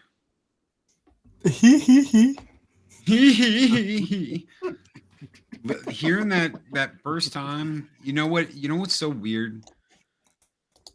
That first time I was watching, it was either Raw. I think it was Raw where he's talking about Bill Cosby calling up. You can't be saying things you're saying on your show, right? And how he's almost like talking like he's Huxtable, right? He's Huxtable. And that always stuck in my head. I believed it. I really did. I believed it for a long time. And that he really did call him up and do that. And when I first heard about the Bill Cosby stuff, I was like, there's no way. Not Mr. Huxtable.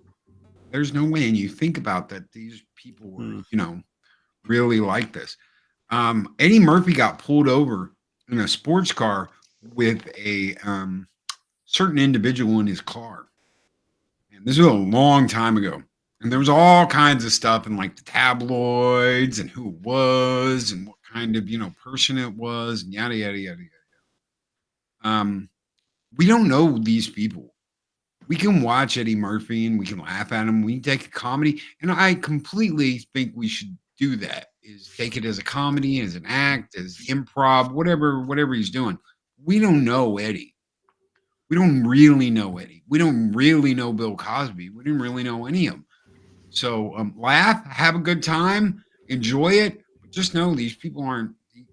They're not who they play on TV. They're not who they're playing in the movies. The Nutty Professor isn't who Eddie Murphy is. It's just an act. It's a joke. So enjoy it, but keep in mind, these people aren't really these people you see on TV and movies and all that stuff. They're their own people off stage, as much as they are different people on stage. Mm-hmm.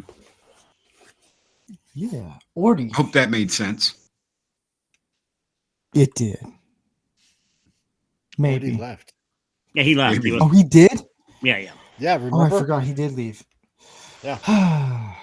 My brain's gone half mush. That's okay. Tom. Yeah, no. That's fine. Where? First things first, Delirious is one of my all-time favorite stand-ups as a kid. One of the first adult stand-ups I remember listening to on tape, audio tape. And me and my buddy were at his house, and you do sleepovers, and I almost peed myself laughing. It's just so good. I mean, he was just on point, just so good. I'm not going to attempt to say his jokes because, well, I'll ruin it, as he always said. But I mean, yeah, he went through a hard time there for a while, but he's recovered in the last few years. He's doing stuff again. They're actually going to do Beverly Hills Cop. They're supposed to be doing a new one. I'm looking forward to that. Yeah. So, I've always admired him as like he admitted to his mistakes, and he messed up and stuff, but just a great comedian. I've always loved his stuff. Like I said, Beverly Hills Cops and stuff, and then Delirious was so good. Raw was good too, but Delirious is still one of my. As I remember as a kid, you just sit laying there and you're just laughing your ass off with your friends, and the mother's like, "Shut up!" Like, okay, but just so good. Just oh my god, and just good to see him recovering. He's got his life back on track of all the stuff that messed up, whatever he did, and now he seems to be making a comeback again with his career. So, yeah. Canadian Spider-Man.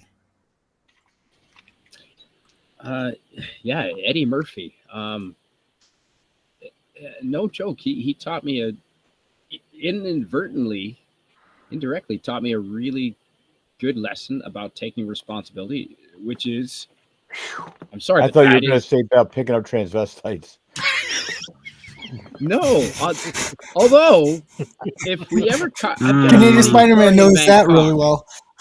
I stayed at the house in Bangkok, and I got a story about that, Andy. But no, Eddie Murphy taught me how to take responsibility and be a man, because my best friend, well, I was 13. Whenever Delirious came out, I was 13 or 12, and we were camping out in my best friend's backyard. Wood's falling. Sorry. We camping out in the backyard, and we were staying up wee hours of the night, and we had snacks and everything, and we had a ghetto blaster, and we were listening to a tape cassette of Eddie Murphy Delirious, and we laughed from 2 a.m. until we couldn't stop, like for all night, even after we had finished listening to for hours later. We didn't sleep all night laughing. Well, my best friend's father also didn't sleep because their bedroom was about 30 feet from the tent. So came out the next morning, woke us up, pissed off, hadn't slept. He went and slept all afternoon, and the yard that he was supposed to rake all the leaves in that day, we had to do while he slept because he couldn't sleep while we were laughing. And that is how indirectly Eddie Murphy taught me responsibility and taking ownership. Awesome. It was so funny. We couldn't stop laughing. I mean, we'd be quiet for you'd belly laugh until you hurt, and you'd stop for 5 minutes, and one of you would start up laughing at thinking of something from Delirious. Same thing. If you haven't seen Eddie Murphy Delirious, listen to it, and that will make you a man. Goonie goo goo. No doubt. Well, Eddie Murphy is probably one of the funniest men that's ever lived. I put him up there in some pretty legendary peeps like Richard Pryor and George Carlin. They knew how to do stand-up right, did it well, and really launched their career from it. He's also a Saturday Night Live elite from the beginning, Buckwheat. I mean, some of his Gumby. I mean, he had some classic roles before he was even in movies. Yeah. But the best compliment I can give him, to be honest, is he's a man that doesn't age. Every time I see him, I swear he still looks like he's 35 years old. What is he now, 70? I mean, it's incredible. I don't know what he's eating or what kind of face cream he's using, but it's working because that man, he looks great. He looks fantastic. Last time I saw him, I can't remember, it was like on probably one of them talk shows that caught a video clip, Kimmel or one of them, that he came on promoting a movie recently, and he looks fantastic for being a grandfather, So kudos to him for living a healthy lifestyle. I'm sure he had a personal chef that helped, but still looks great. No, black don't crack, so. Yeah, that's what I hear. Yep. Mike. Eddie Murphy, God. Yeah, like pretty much what everybody said. Just, a hilarious guy, right? In multiple movies and stand-up comedy and stuff like that. Yeah, like what I just said before, goony goo goo. God, if there's one phrase that I remember from, it was either Raw or Delirious. Yeah, with what was it, Sasquatch kids or whatever it was there, just sticking their head in the water, just pulling out a fish, and then one looked at the other one and said, goony goo goo, whatever the heck it was. It was just hilarious. You just laughed your ass off no matter what it was. It was just so funny. Mm-hmm. And yeah, you hear stories about, what a dick he was to like other people or incredibly selfish and crap like that. And quite possibly the father of Scary Spice's kid on top of that, which he flat out denies. But it's like, whatever you do in your personal life, that's completely up to you. And you know what? We all are dicks at one point or another in our lives. You know what? Oh, yeah. And if he's really sorry about it, whatever he did in the past, if he's apologetic for it, then you know what? Best to just leave it at that and just move on forward, right? Like he's going to be doing Beverly Hills Cop 4. I think it's going to be on Netflix as far as I know. Hopefully it's good. The other ones were just fantastic. Yeah. And sure, The Adventures of Pluto Nash wasn't exactly, like blockbuster. But he's open everything, just as good as the other one. So hopefully he has some awesome stuff. So yeah, funny dude, and I get a kick out of him. Yeah. Did I miss anyone? Cool. We'll go to the next one. We'll do one more and then we'll close it out. I'm liking this topic. This was fun. I'm just going to wait the next morning. How dare you make fun of us? Oh, guess what?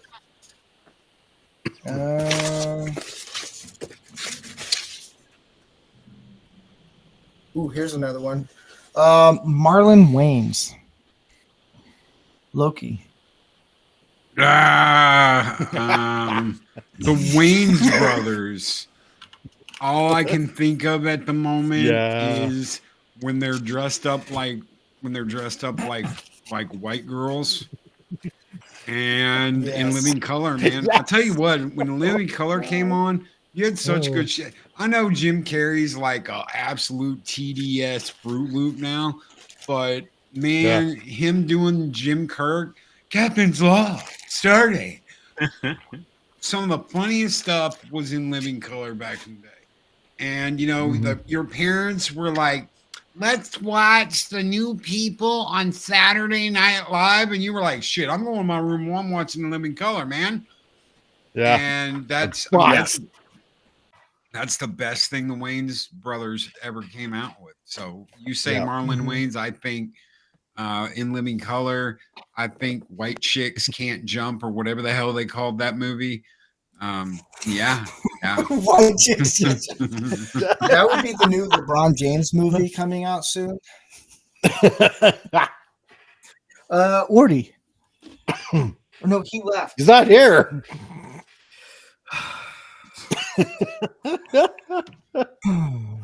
Today's been a circus of a day, guys. Okay, Dory. Okay, yeah. The wheels Tom. on the sharp. Let's go round and round. Like I remember him. Now he did, of course, the White Chicks, but he also did. I remember the D&D one he did. That was really. I was a D&D person at the time, so I haven't seen much of his stuff. Of course, like Living Color, I did watch him there, of course, just as mentioned previous. Don't know much about his personal life, but he's from what I've seen him in, I've enjoyed him. So I think he's funny, and from the stuff I've seen him in, so. You mentioned D&D. Everybody had that guy in the group that was like, "Ooh, a button push." Everyone had that guy in D&D that was like, "I gotta push the button." Yeah. So I absolutely agree with you on that. I forgot about that. Yeah, a button. Snow Dub.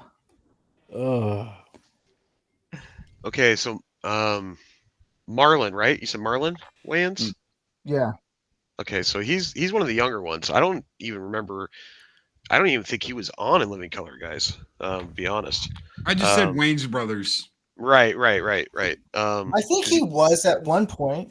I'm actually on his IMDb. He was on there, I guess. Yeah. Maybe the last season. Yeah. The other one, because him and Sean, I think it is, went off to do their own show. And it was actually successful for quite a while.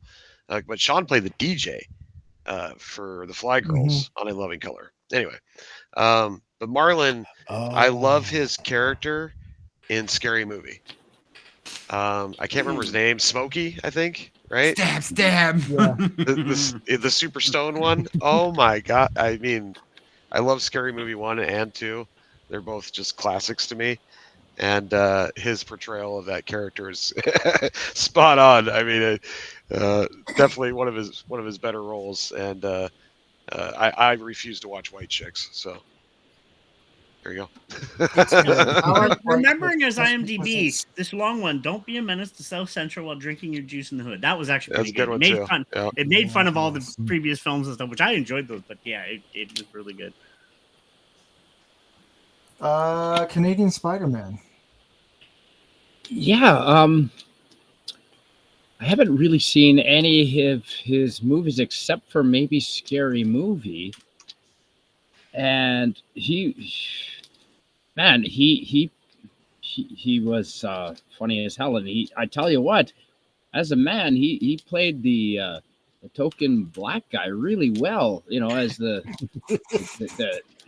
I mean, the jokes that he made, he had the balls to make them. You know, and that's, I mean, be damned the repercussions. And I think sometimes, as a man, and maybe that's what defines us as a man, sometimes you do things knowing that you'll pay the consequences, and be damned the consequences, you do it anyway. And that is a manly trait that I definitely promote. And I think that because he was able to do those jokes, that's something that I could take away from him. Yeah. Andy. Well, got to be difficult having two very, very successful older brothers and then still having the guts to go and do your own thing. So I give him props for his perseverance. I haven't seen much of his work. A lot of that stuff was kind of like little low-hanging fruit for me with the